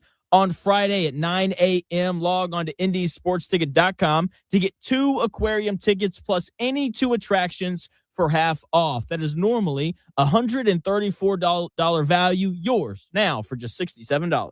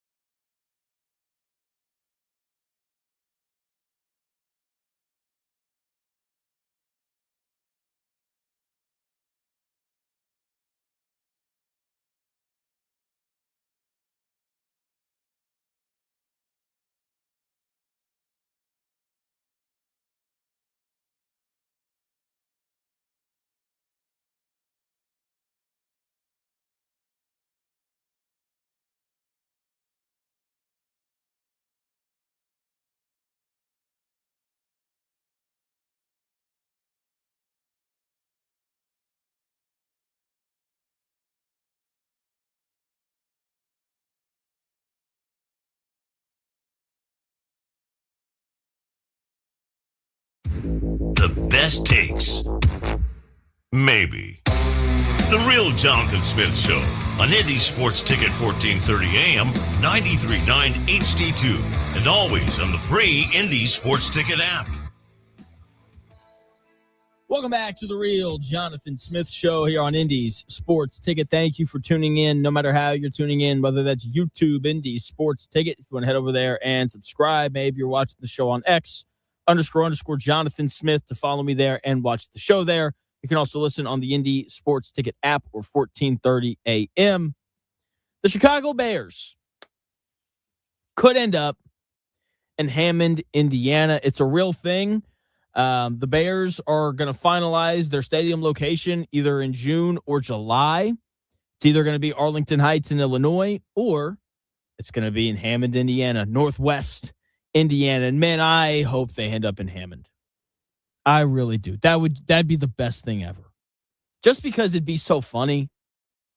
Like if something is going to happen and it has no impact on me or people that I care about, then I'm pulling for the funniest possible result. Okay? The Bears ending up in Hammond, Indiana, and hearing them sing the line in their fight song that goes, "You're the pride and joy of Illinois, Chicago Bears. Bear down," would be amazing. Imagine 70,000 drunk Bear fans standing on the south shore of Lake Michigan in the state of Indiana, screaming, "You're the pride and joy of Illinois," while paying Indiana sales tax on a $20 stadium beer. The cognitive dissonance alone might require therapy. I think it'd be incredible. Also, we love football in this state. There are more than enough fans across Indiana, Bears fans and Colts fans, that we can support two football teams. And one of the things that I've seen, one of the concerns about the Bears moving to Hammond is that Hammond's a smaller city. Okay, it's a smaller city with only 76,000 people living there according to the census in 2023. It would be the smallest NFL city by far. Green Bay has 40,000 more people living there than Hammond. And I've seen people make comments about how it would take Hammond a couple of years to have the hotels and restaurants and things like that required to handle having NFL games come to town. But here's what people don't realize. They're not playing games there next year. They would build all these hotels, restaurants, and more while the Bears' new stadium goes up. They're not like picking up Soldier Field and dropping it in Hammond for them to play games next year. They're not doing that. It takes them 4 years to pour the concrete alone. Like, come on now. Okay? They would have the infrastructure up in no time. Also, people talking about how small Hammond is. There's a team in the NFL that resides in Green Bay, Wisconsin. The idea that an NFL team can't survive in a smaller city is just nonsense. Have you looked at Green Bay? Lambeau Field is basically dropped in the middle of a residential neighborhood. If a frozen town in northern Wisconsin can anchor an NFL team for a century, Hammond, Indiana can handle 8 Sundays a year. Plus, Hammond isn't an island. It's not in the middle of nowhere. It's plugged right into the Chicago metro area. It's just Green Bay with better access to real pizza. The NFL will do just fine in Hammond. It's 30 minutes away from downtown Chicago. Okay, like it's a suburb of Chicago. That's what Hammond is. I hope that it ends up there because, again, I think that would just be hysterical. I couldn't think of any sort of equivalent to what's kind of happened. Ross Campbell chiming in saying Lake County, Indiana has 500,000 people. Great point. Okay, they would do just fine if the Bears ended up there. And again, I am just praying it happens. Oh, it'd be hysterical. I would absolutely love it. So we got game 2, Spurs, Thunder tonight. Game 1 was a double overtime instant classic. But everything changes tonight because a certain star is expected back in uniform for San Antonio. But here's the thing. His return might actually hurt the Spurs and who their second best player was in game one. I will break down the looming minutes decision for the Spurs in 3 minutes.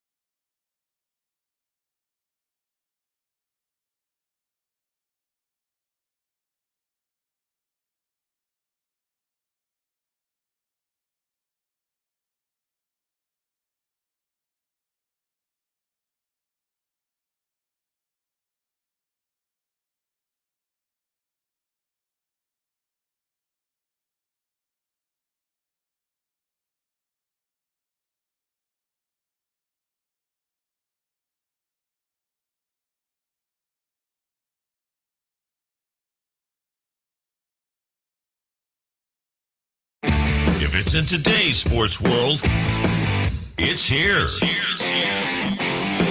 The real Jonathan Smith Show on Indy Sports Ticket 1430 AM, 93.9 HD2, and always on the free Indy Sports Ticket app. Welcome back to the real Jonathan Smith Show here on Indy's Sports Ticket. We got game 2 tonight between the Spurs and the Thunder, Western Conference Finals, and I can't wait.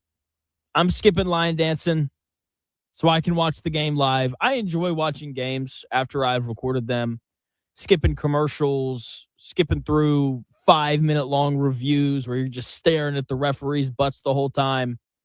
It just takes less time. But for big games that are highly anticipated, I like to watch them live. So we'll see what the wife says, but she'll be fine with it. I'm not worried about it. Game 2, I'm telling you right now, will not be as good as game 1. That game was an instant classic. Game 2 will be very different. Both teams are going to make adjustments, and there are a few things that I am specifically looking at. Let's start with Chet Holmgren. Chet Holmgren in Game 1 looked like a guy trying to parallel park a semi-truck on Monument Circle during rush hour. He was completely paralyzed by the size of the task. He spent 41 minutes watching the paint instead of owning it. He very simply has to be better tonight if the Thunder are going to win. It's a very simple thing. Okay, does Chet Holmgren match Victor Wembanyama's intensity? Look, he's not as good as Wemby. It's not close.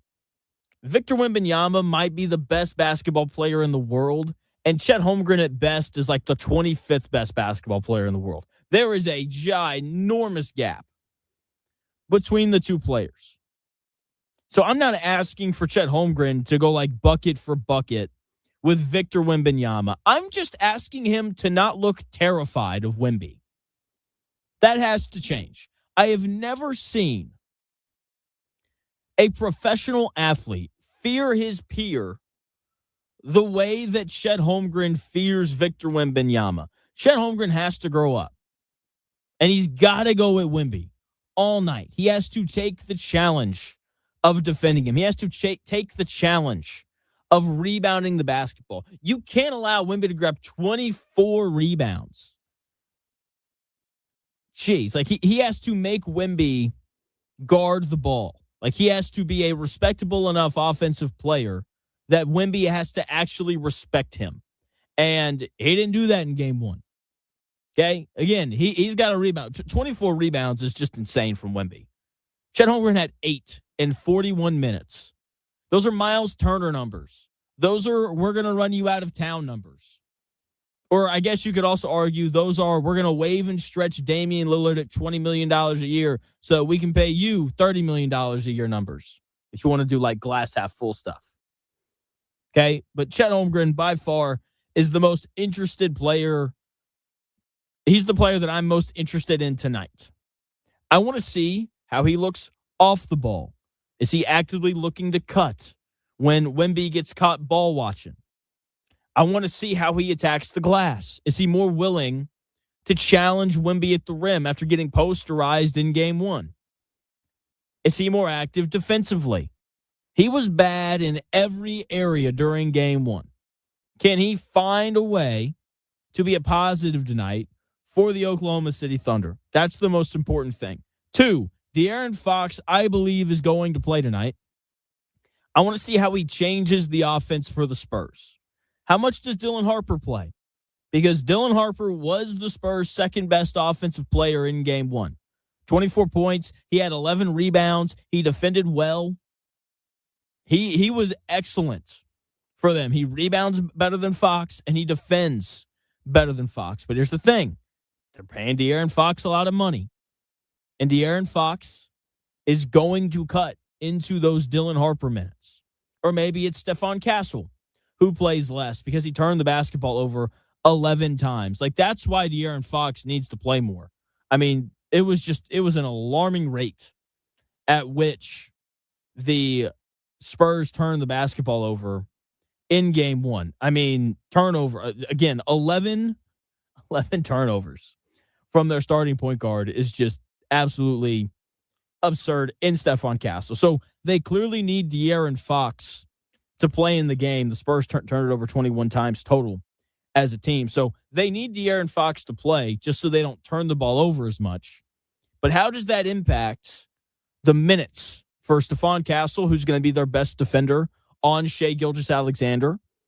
How are those going to impact the minutes of Dylan Harper, who, again, was their second best player in Game 1?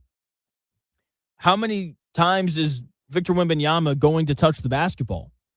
Because part of why he was so dominant in Game 1 is they did a great job of just not forgetting about him, and it was because he was their best offensive player on the floor, and that's in part because De'Aaron Fox wasn't out there, who is entrusted to create things at the end of the shot clock for San Antonio as well. So a lot of things are going to shift around for San Antonio with De'Aaron Fox coming back into the lineup.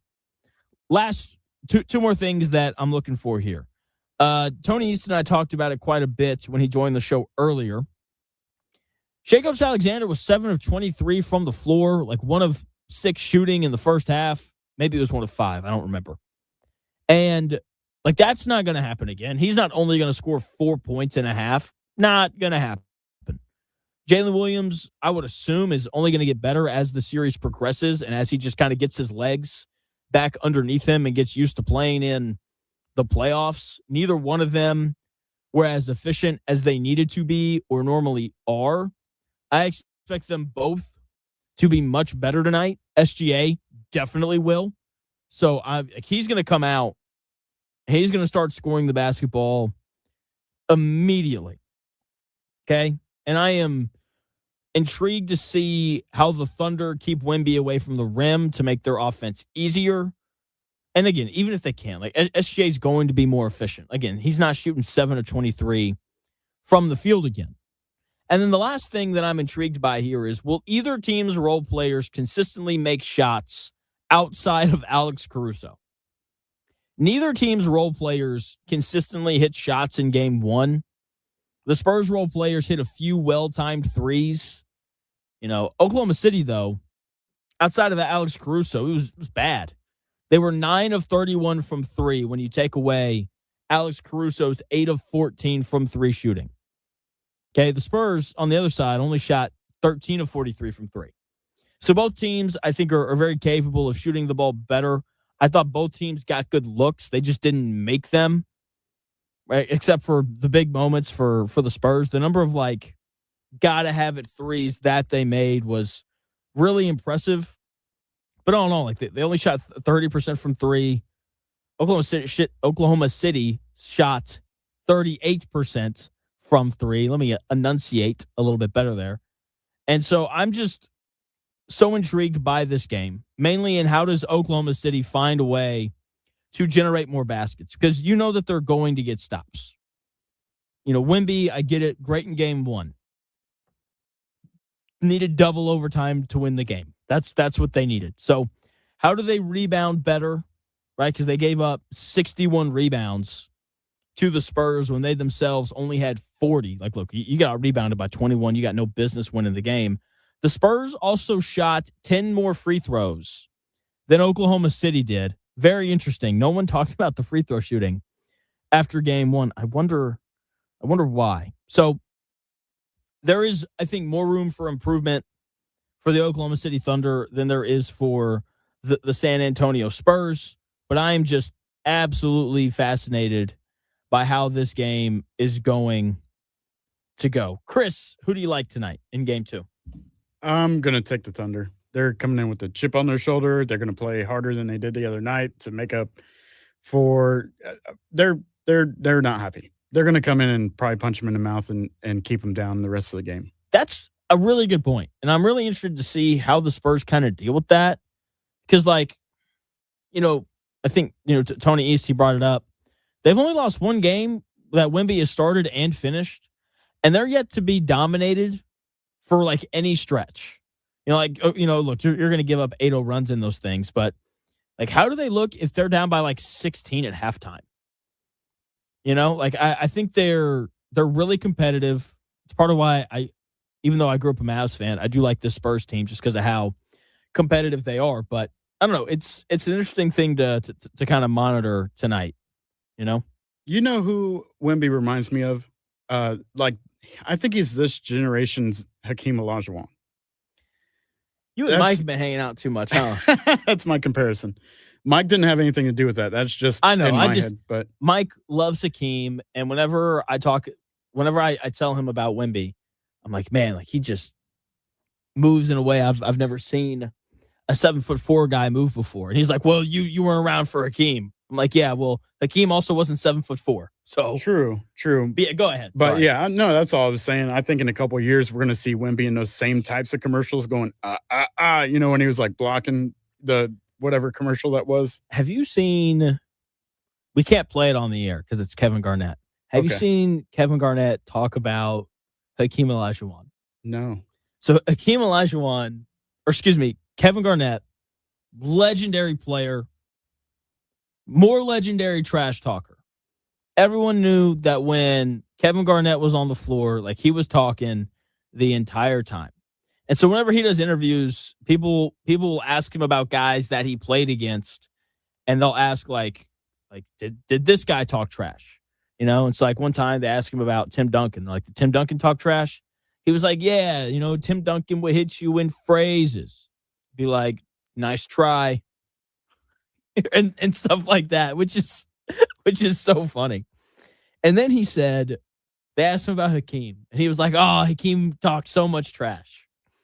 And then he does this impression of Hakeem, and he goes, I'm hitting him with lateral movement. And Kevin Garnett's like, what? You're hitting him with what? Wow. It's so funny. And so, which when Kevin Garnett tells a story, it's so much better because he's a really good storyteller. And so, yeah, I mean, Hakeem, it's a fair comparison just because of how light they are on their feet. I know that was a sidestep, but ultimately, I'm going to watch the game. It's going to be entertaining, and I'm still going to be fishing for some conspiracy theories to bring up to you to show you that I think it might be scripted somewhere. Maybe not, the whole thing, but yeah, there are some moments where I'm just like, that was a setup. You know what I mean? Are you a magnet in the rim guy or no? Say, excuse me? Yeah, there are people who think that. Oh, no, I've not heard that. Okay, so in Toronto, a few years ago, Kawhi Leonard hits that game winner in Game 7 against the 76ers to advance to the Eastern Conference Final, and the ball bounces on the rim like 4 times, and it goes in. Yeah. Earlier this year, R.J. Barrett hits a Tyrese Halliburton shot to win a game against Cleveland where it hits the heel of the rim, and it drops through. Right. Same rim. I remember that. And so people are like, are they putting magnets in the rim, in that rim? Do they have magnets in that rim for Toronto that they turn on in the second half? Huh. I have not heard that, but I wouldn't be surprised either. Like the shot last night. I don't know how that would work.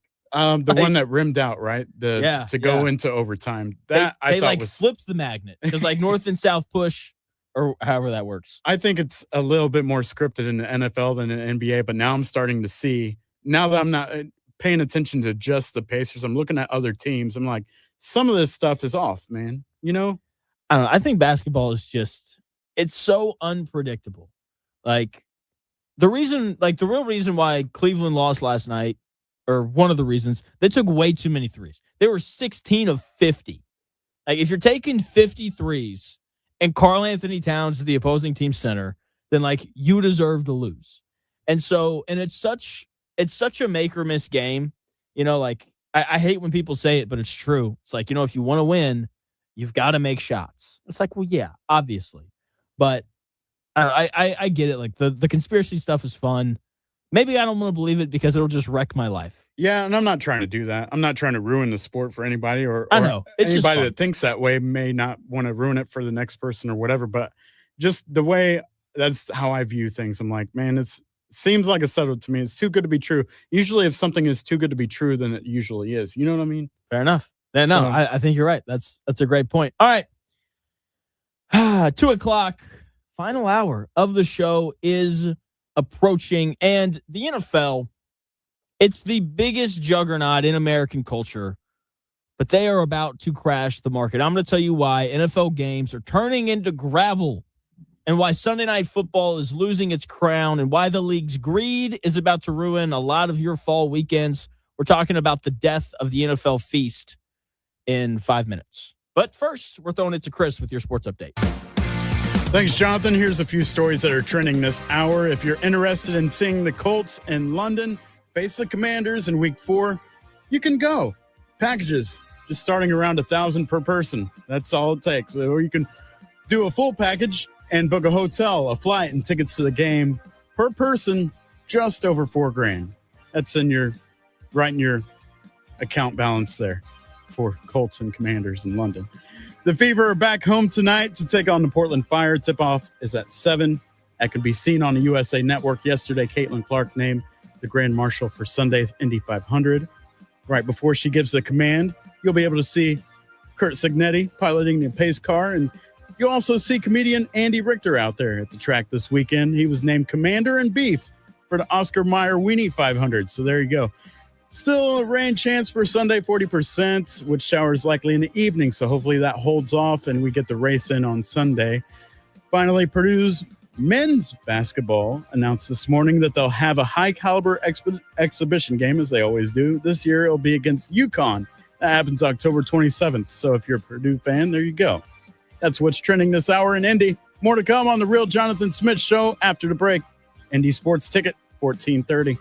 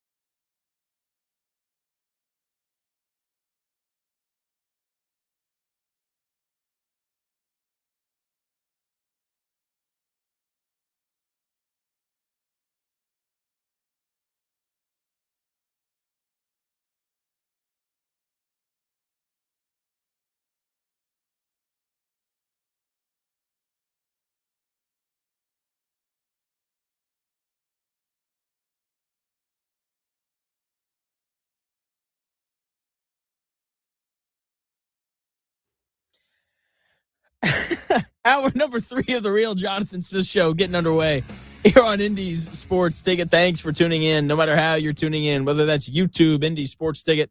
If you want to head over there and subscribe, maybe you're watching the show on X__Jonathan Smith to follow me there and watch the show there. You can also listen on the Indy Sports Ticket app, which you can download wherever you find your apps. And, of course, 1430 a.m. as well if you're driving around the Indianapolis area. So we're going to talk about the NFL. But first, we have come to a conclusion. From now on, or hopefully starting tomorrow, we are going to have an analogy bell, and it's going to be a smoke alarm beep. Yeah, you know when the smoke alarm's dying and Yeah. it has that beep. Beep. Yeah. Whenever you do an Just so analogy, slight. we're just going to hear that. Yeah, and if it goes too long, then we'll hear it more and more. That'll be my cue to wrap it up. But anyway, the NFL is king. There is no doubt about that. It is by far the most popular sports league in America. With that being said, they are on the verge of making a couple mistakes with their scheduling and the way that they broadcast these games. Football's a great game. No one argues that. But the schedule of football is part of why it's so popular. The NFL dominates Sundays. Like when I was growing up, Sundays in the fall were all the same. Church, get home, watch the NFL all night. All day and all night. Colts fans around here do the same thing. Whatever they do on Sunday morning, they make sure they're home at 1. You should see my church parking lot the Sundays when the Colts play. It evaporates. It's incredible. It's like Jesus came back and poof, they were all gone. Okay? They do everything they can to be home by 1 o'clock so they can watch the Colts lose. It's just a way of life. And they're on the verge of sacrificing that. The NFL is. Part of why Major League Baseball and the NBA struggle in terms of their regular season ratings is because they just play too many games on too many different days. Okay? And I think the NFL is on the verge of making the same mistake. This year, the NFL is playing a game on every weekday except for Tuesday. And I don't think saying that does it justice. So I'm just going to list it out. They're playing games on Sundays, Mondays, Wednesdays, Thursdays, Fridays, and Saturdays. If diamonds were as available as gravel, nobody would pay thousands of dollars for an engagement ring. The NFL's entire multi-billion-dollar empire was built on artificial scarcity. You had to wait all week for Sunday. By making it available on a random Tuesday or Wednesday, they are actively devaluing their own product. They are trading long-term cultural dominance for short-term television rights fees. Okay, the NFL wants to have a game on every night of the week. They've been working towards this for the last couple of years. They played games on Tuesday night last year. Don't know why Tuesday got left out this year. Don't know what's going on. Okay, but they love the NFL. They love their standalone games, which works sometimes. The thing is with standalone games, you have to have a good matchup. People aren't tuning in on a Wednesday night for Titans versus Jets. This has led to more and more or less and less quality matchups in prime time and on, big nights. It's like whenever there's a standalone game now, it used to be like Tom Brady versus Peyton Manning or Drew Brees versus Phillip Rivers or something like that. And now it's filled with a lot more average than what it used to be. And you can see the devaluing of Sunday, not only in the fact that there are more games being played throughout the week, but also in the scheduling. Like when you work through Sunday night football, there's a lot of just like uninteresting matchups that are going to happen this year. Okay, like Colts and Chiefs? No way that would have been a Sunday night football game a decade ago. Okay, Lions and Panthers? Ravens, Falcons? Eagles, Commanders? I get that that's NFC East, but come on now. Buccaneers and Bears? Steelers, Bengals? I get that's a divisional game, but the Steelers are going to be bad. Who cares? Vikings, Niners?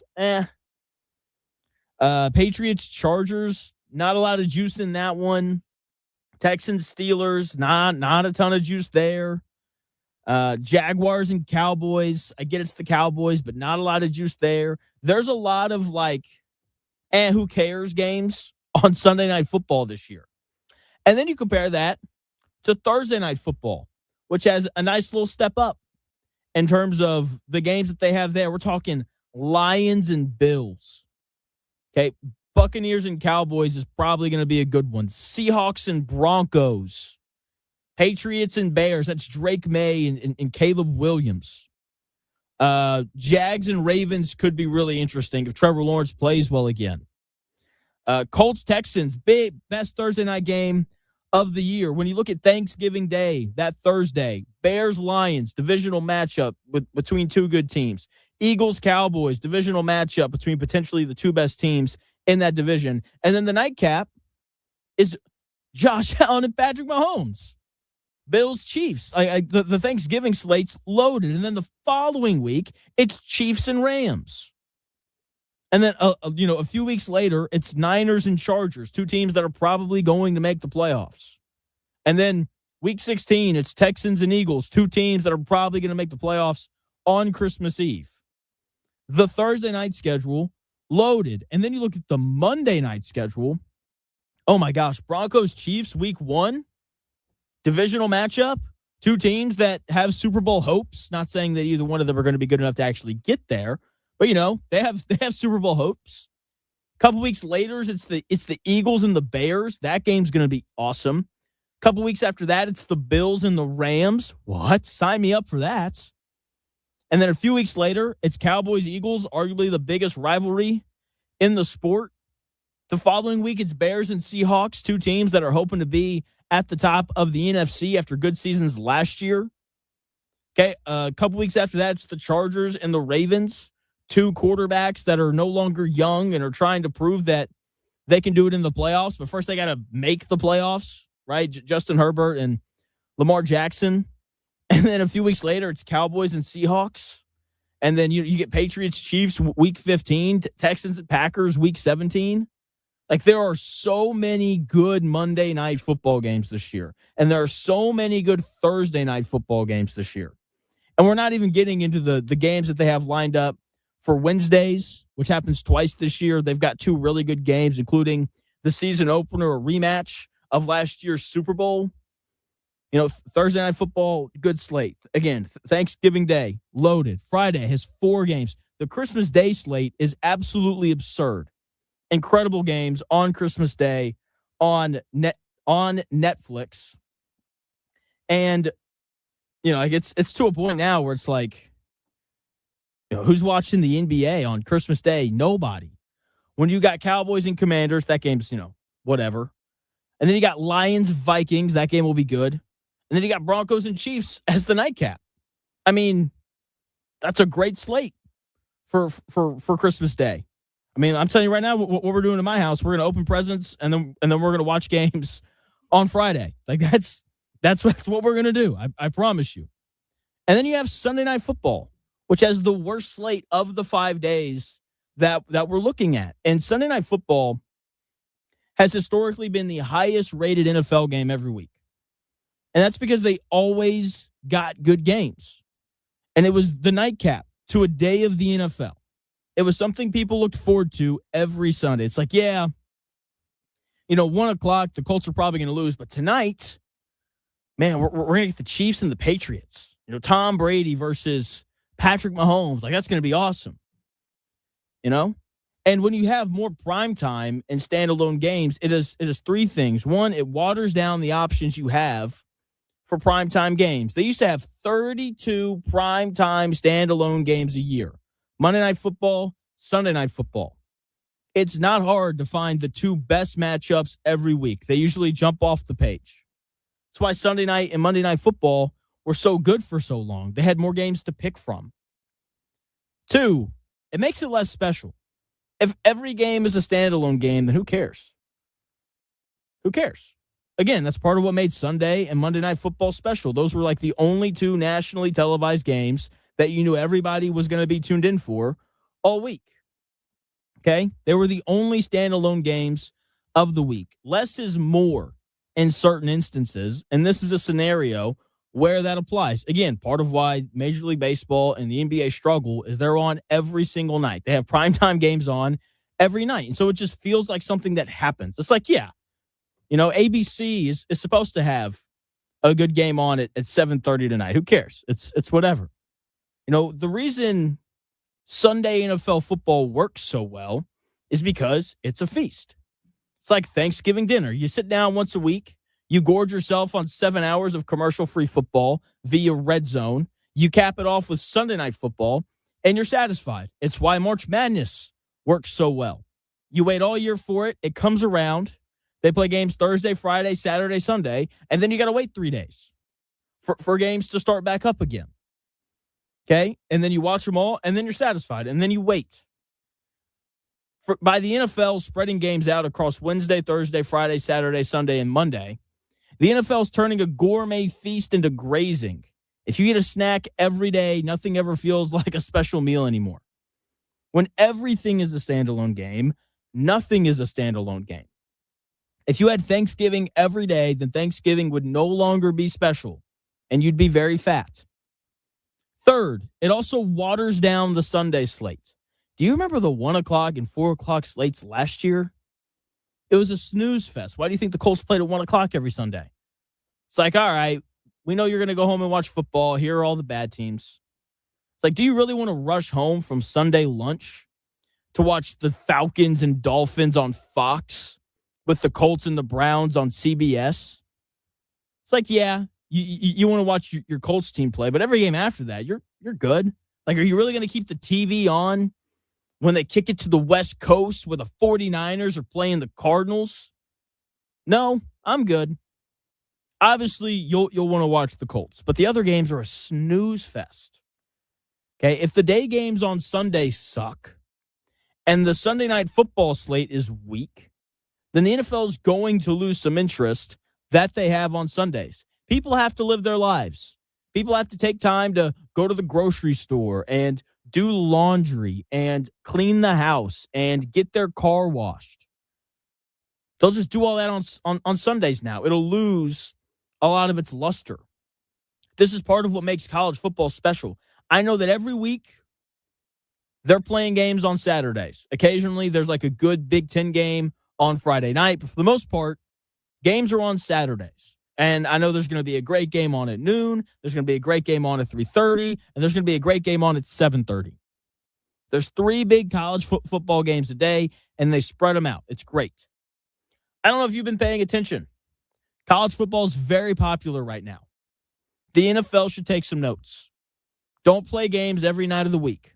Sundays, Mondays, and Thursdays. That's plenty. It'll make your product better. The nice thing about Thursday night football games is you get national radio and TV shows talking about the game that happened the last night on Friday. Like that's a really nice thing to have. So I understand the importance of that Thursday night game. They should also keep the best games in the United States. Starting next year, the NFL is removing a rule where teams can protect games from being international. So basically the Colts would get their list of opponents. They would look at their home games and say, we want to keep these 2 games in Indianapolis. Don't move these to London. That rule's gone. The NFL has full reign over the schedule. Could you imagine having to get up at 9:30, or I guess 9 o'clock, because kickoff's at 9:30, to watch the Bills and the Chiefs, or the Seahawks and the Rams, because they decided to play the game in a country that doesn't love football the way that we do? When the NFL shifts elite matchups to international morning slots, 9:30 a.m. Eastern, 6:30 a.m. Pacific, you think that Niner fans are getting up at 6 a.m. to watch Rams and 49ers? I don't think they are. Or they move games to random weeknights. They're alienating parts of their fan base, mainly their blue-collar fans that really help build the league. Like the guy who has to get up at 5 a.m. on Thursday morning for work isn't going to comfortably sit through a 4-hour Wednesday night broadcast that ends at midnight. The NFL is prioritizing the casual international viewer or corporate streaming platform over the die-hard season ticket holder. And that's not a good thing. It's not a good thing at all. Also, the NFL has made a big push in recent years around the importance of player safety. Can someone explain to me how this move is in support of player safety? How do you justify playing games on Wednesdays or short week Thursdays or flying teams 10 hours across the Atlantic to London or Germany without giving them the proper time to recover?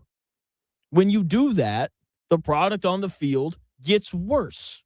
When players are tired and short on rest, the games are sloppy and injuries increase. And the snooze fest at 1 o'clock on Sunday only gets worse.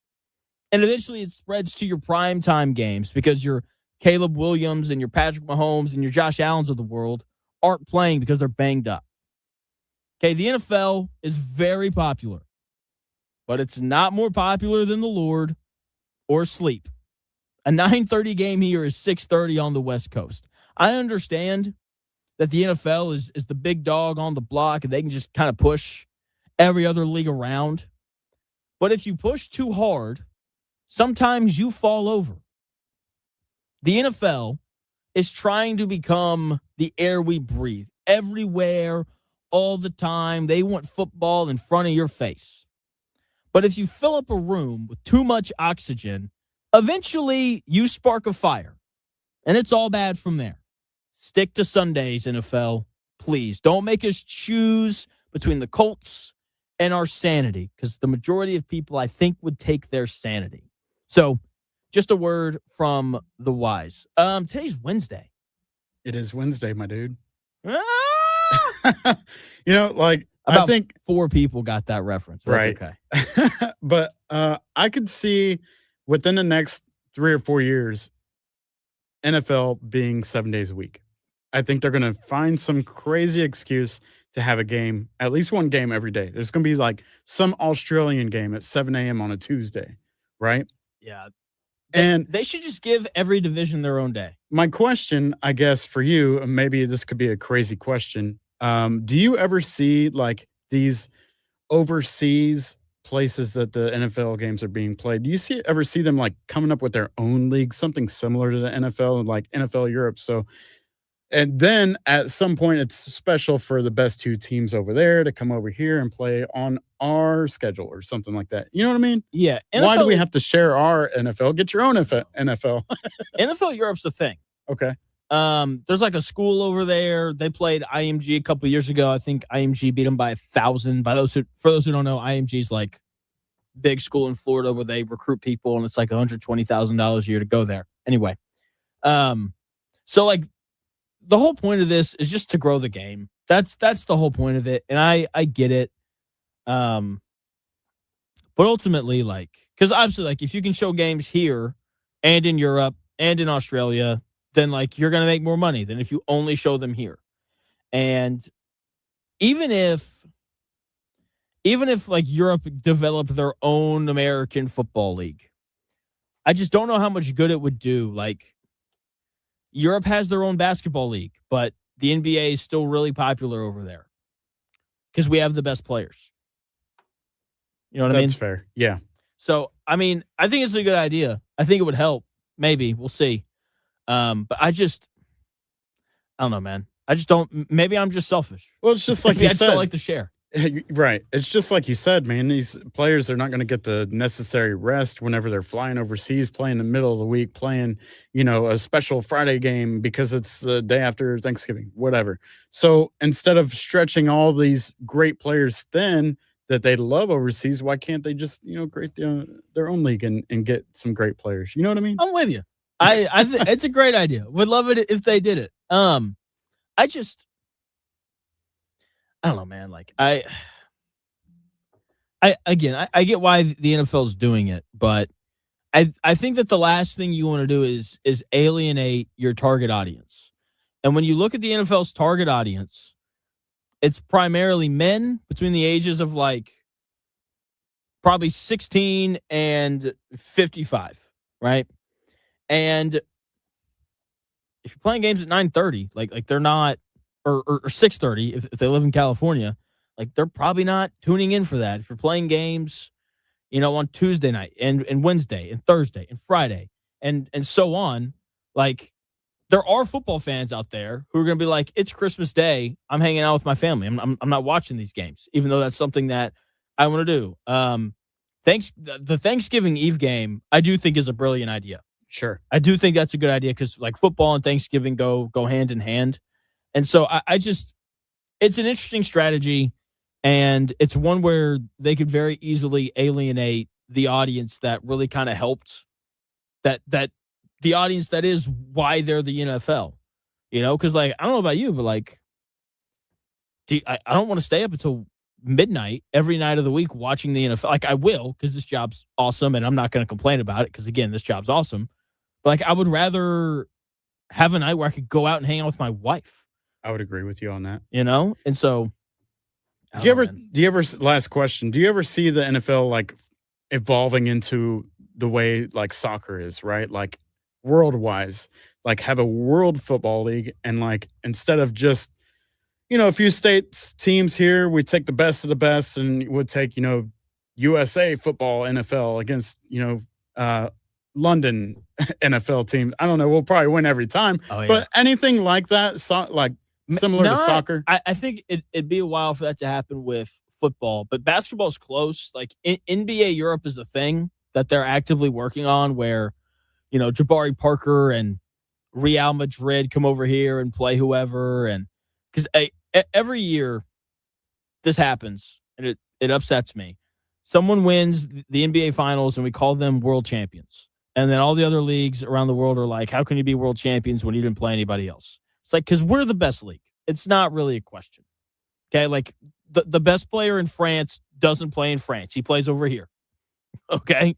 And so I think the NBA is a lot closer. We'll actually probably have that within the next decade. I'd be surprised if we didn't. So we'll see, man. Very good. Yep. Don't forget to leave your mic on when you talk. I'm telling you, fat fingers, dude. All day I'm bumping buttons over here. There you go. All right. So today's Wednesday. Over the hump day. Victor Wembanyama shifting things. I know that local Pacer fans are dreaming of this massive trade for Trey Murphy. But that is the wrong move for the Pacers. If the Pacers want to get back to the finals, they don't need a wing scorer. They need a sacrifice piece. I'll explain to you why the key to next year's playoff success and winning the NBA Finals hinges entirely on the center, not named Ivica Zubac, in 3 minutes.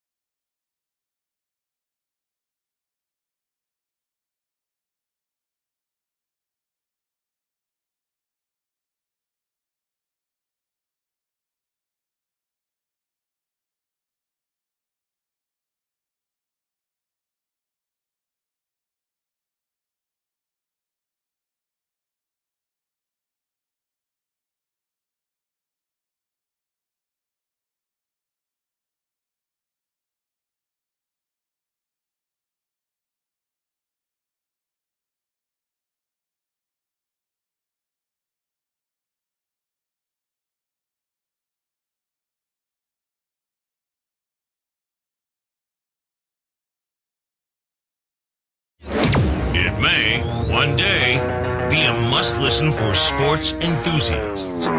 Yeah, and monkeys might fly out of my butt. The Real Jonathan Smith Show on Indy Sports Ticket 1430 AM, 93.9 HD2, and always on the free Indy Sports Ticket app.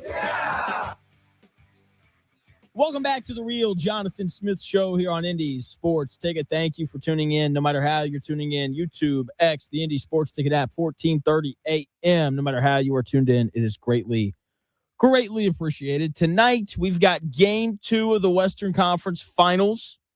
After Game 1, everybody, I think, should be incredibly excited about the game tonight. I like the Thunder. I'd be very surprised if the Spurs took 2 games on the road against the defending champs. Okay, and I talked about the game earlier. I'll probably talk about it again here to close the show because that is the big thing going on tonight. But there's a decent chance that in order next year for the Pacers to win the finals, they're going to have to go through the Spurs. It's a real possibility. Okay, because the Spurs are awesome this year. Their average age and their starting lineup in Game 1 was 22 years old. They're all going to be 23 next year, if you can do math. And they're going to improve just as they grow into like real men and they're not the age of college seniors. So there's a decent chance that the Pacers, if they make the finals, that they would run into the San Antonio Spurs. And if that was the case, then obviously the Pacers would have to get over a 7'4" hump in a Spurs jersey in order to hoist their first NBA Finals banner in franchise history. Let's get into Over the Hump Day on a rainy Wednesday. Uh-oh, guess what day it is? Guess what day it is? Huh? Anybody? Julie, hey, guess what day it is? Oh, come on, I know you can hear me. Mike. What day is it, Mike? Leslie, guess what today is? It's hump day. Woo-hoo! Hump day!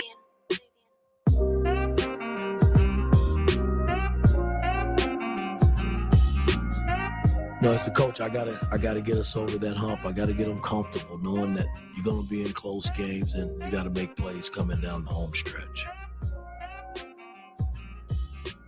I mean, in the tournament, we were right there.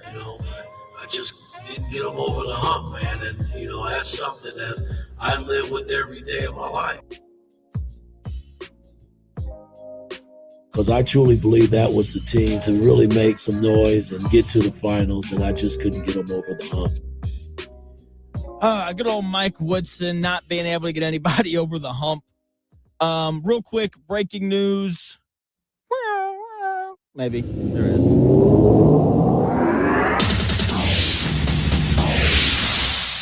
While the sexy sounder was playing, Aaron Rodgers announced that this will be his final season of football. We'll talk about that coming up at around 2:40. But first, we're talking Pacers right now and the possibility of maybe having to play against Victor Wembanyama in the NBA Finals next year.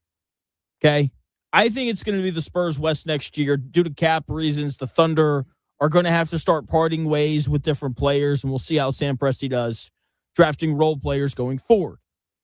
So, decent chance that the Spurs are in the finals next year with Victor Wembanyama. I understand injuries and those things happen, but the Spurs do a really good job of managing Wembanyama's minutes throughout the season. Like, he only played 1,800 minutes this year, so he'll be fine.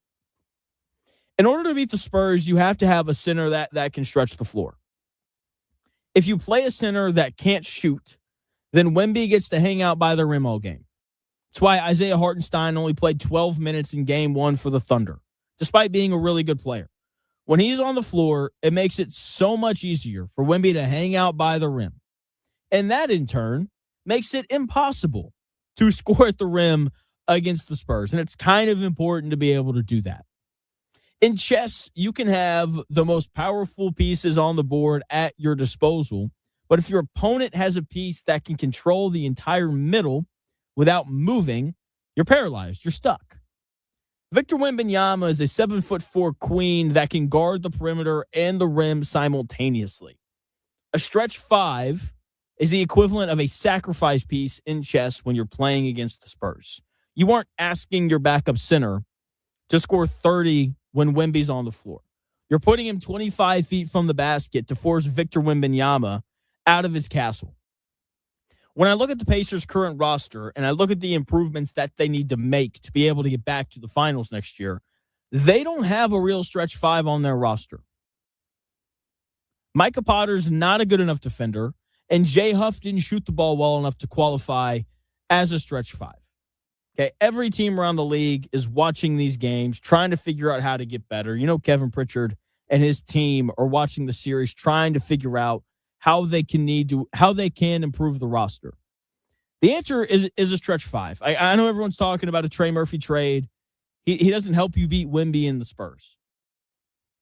The only reason the Thunder were able to force overtime in game one is because Chet Holmgren was able to pull Wemby away from the rim. And he couldn't leave him, because if he did, then he'd have given up an open three. Okay, the Pacers don't have that guy on their roster right now. And as much as I love Zubac and as much as I love, all of the things he's going to do for the Pacers next year, rebounding, setting good screens, rolling, making plays out of the roll, he can't shoot. And the Pacers need a stretch five in case they run into San Antonio next year. And guess what? Maybe, the Nuggets figure it out. They beat the Spurs next year. You know what's still really nice to have on your team? A stretch five who can allow you to play a different style of basketball, because you want different pieces that can allow you to do different things. So if the Pacers don't go get a stretch five, then you'll see them go small in a series against the Spurs. But it'd just be really nice if they had some shooting from their center. That way they had a guy who could help protect the rim, because that's the issue with going small. When you go small, you allow for Wemby to kind of run wild offensively and score at the rim a ton. So here are a couple names that I think are interesting and would fit that backup center role as guys who can also step out and knock down threes. Robert Williams III started taking corner threes this year for Portland. He's going to be a free agent. Brook Lopez could be a free agent if the Clippers decline his option in free agency. Like, they'd be interesting options as your backup centers. Like that would allow you to put a stretch five out there if you needed to. So I get it. It's not a lock that the Pacers are going to play the Spurs in the finals next year. The Pacers obviously have to get there. So do the Spurs. But if they do, having a stretch five would be a really nice thing to have in your arsenal if you're the Indiana Pacers. So we'll see what they do this offseason in terms of adding players. Speaking of the offseason, it's the offseason right now in the NFL, which basically means it's time for Aaron Rodgers to draw as much attention to himself as possible. Adam Schefter just now reported that Aaron Rodgers is retiring from the NFL after this season. What a way to go out. He's going to go 8-9 in Pittsburgh and make $25 million. Congratulations to Aaron Rodgers. We will talk about his retirement in 3 minutes.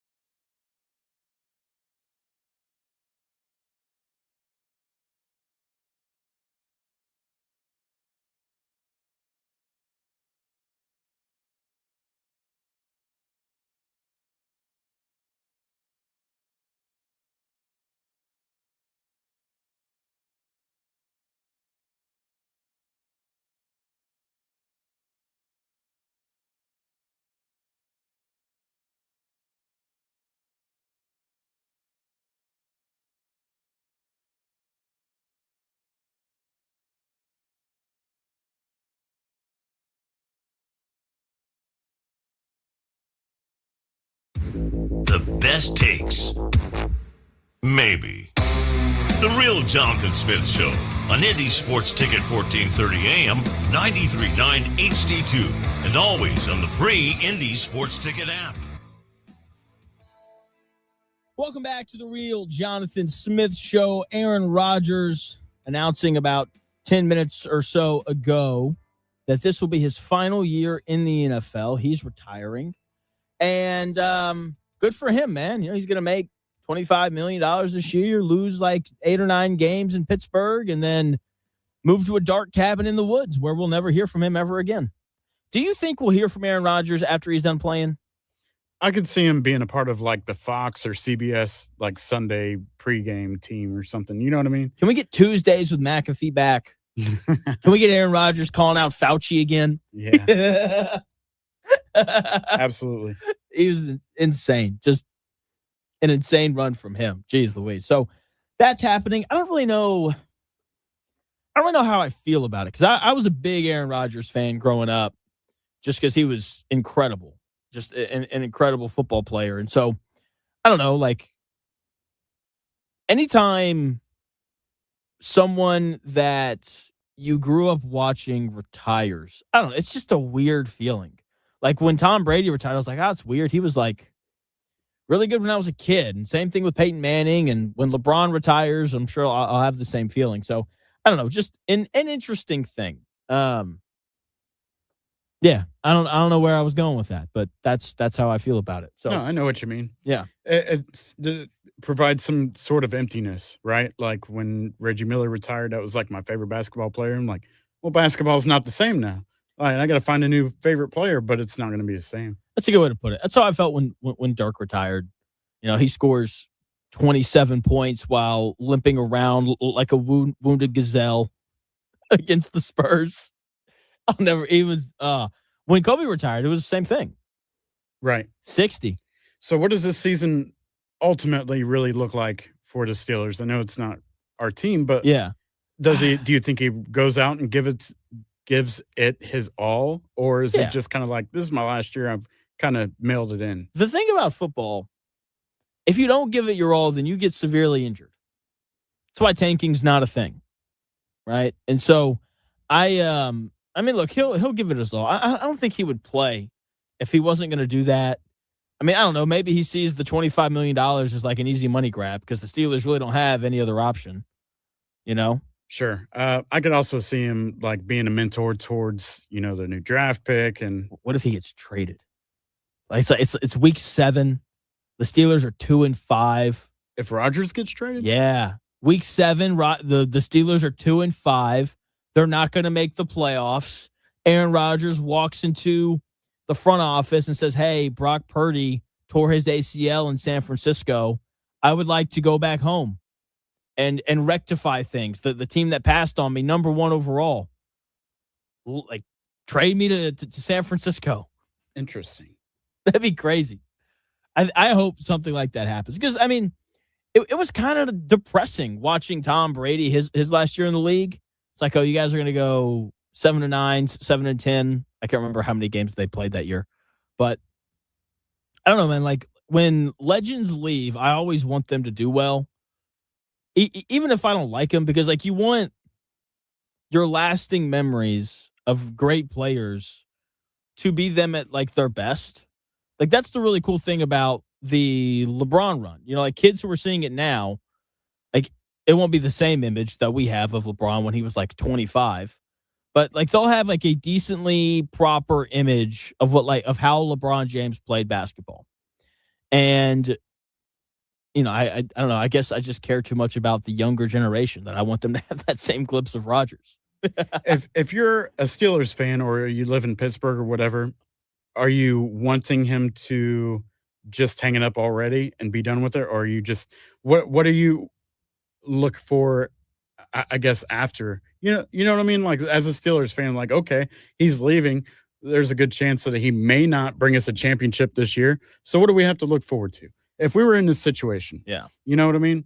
I'd be like, trade him, get him out of here. Let's start the rebuild. Sure. Which the thing with the Steelers, their owner came out and said it. He was like, we don't tank here. He's like, we try to win every year, and that's why they go 9-8 every year.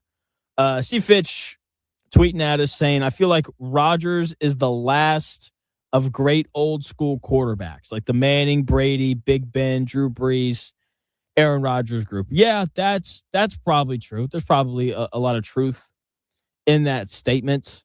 Yeah, probably a lot of truth there. I don't know. I'm trying to think who else. Yeah, that's like the last of like the pure pocket passers, I guess, even though that's not who Aaron Rodgers was at his peak. I don't know. I feel like Aaron Rodgers was kind of the start of this new generation. Like when you watch Patrick Mahomes and Josh Allen and Caleb Williams says it point blank, Aaron Rodgers is my favorite quarterback ever. I think a lot of people around my age feel that way because he was so electric in Green Bay. And it's a shame that he only got one Super Bowl. He was so much better than that. Those defenses in Green Bay sucked. That was the problem. Maybe Jordan Love gets hurt and he goes back to Green Bay. I would watch that in a heartbeat. That'd be incredible. That would be so amazing if that happened. But it's not going to, but it would be awesome if it did. Yeah, absolutely not. Oh man. It's fascinating. I don't know. We'll see. We'll monitor. Do you think he'll get like a retirement tour like how That's what I'm NBA teams do? That's what I'm thinking this season is going to be. That's why I was like, is he going to really try? Because he knows, everybody knows that this is his last, go around. And how much of is he really just saying bye to? And how hard is he going to play for one last championship? How good of a chance do they really have with a brand new coach coming in? Not that he's a new coach. They worked together before. There's a lot of factors. You know what I mean? I don't care about the preseason. Sorry, I just completely ignored your question. No, it's fine. I'm used to it. If I wanted to be treated that way, I would have stayed married. Oh, wow. Okay. All right. Happens all the time. Thursday, August 13th. The Steelers play the Packers in their first preseason game. Nice. Tribute video incoming. Can't wait to see it. Absolutely. It's going to be awesome. I'm looking through their schedule right now, trying to figure out like the funniest tribute video that we may see. Like the Falcons won't have anything, Patriots won't, Bengals won't, Browns won't, Colts won't. It's really going to be the NFC teams because he was out there for so long. Do they play the Jets? Oh, they don't. His tribute video is just him tearing his Achilles. Running on the field with the flag. And then that was it. That's the whole thing. That's the whole tribute video. No memorable moments against the Saints or Buccaneers. Not one against, I think he has any against Philly. I'm trying to think of like all the Hail Marys that he hit. It felt like they were always against divisional opponents. He had the ones against the Arizona Cardinals. I don't know, but the Seahawks, yeah. Yeah, the Hawks. But yeah, I don't know. We'll do they play Seahawks this year? They don't. What a bummer. But all right, that's funny. Game 2 tonight of the Spurs and the Thunder. Give me the Thunder. Big game tonight from SGA. He may score 50. All these people talking about Wemby. He's so great. Like, that bothers SGA, especially after he didn't play very well in game 1. I think he'll be much better tonight, much more efficient. And I think it'll be tied 1-1 going into game 3 in San Antonio. Very intrigued to see how Chet Holmgren responds to getting punked in game 1 by Victor Wembanyama. Can the Thunder rebound? You're not winning games if you get out rebounded by 21.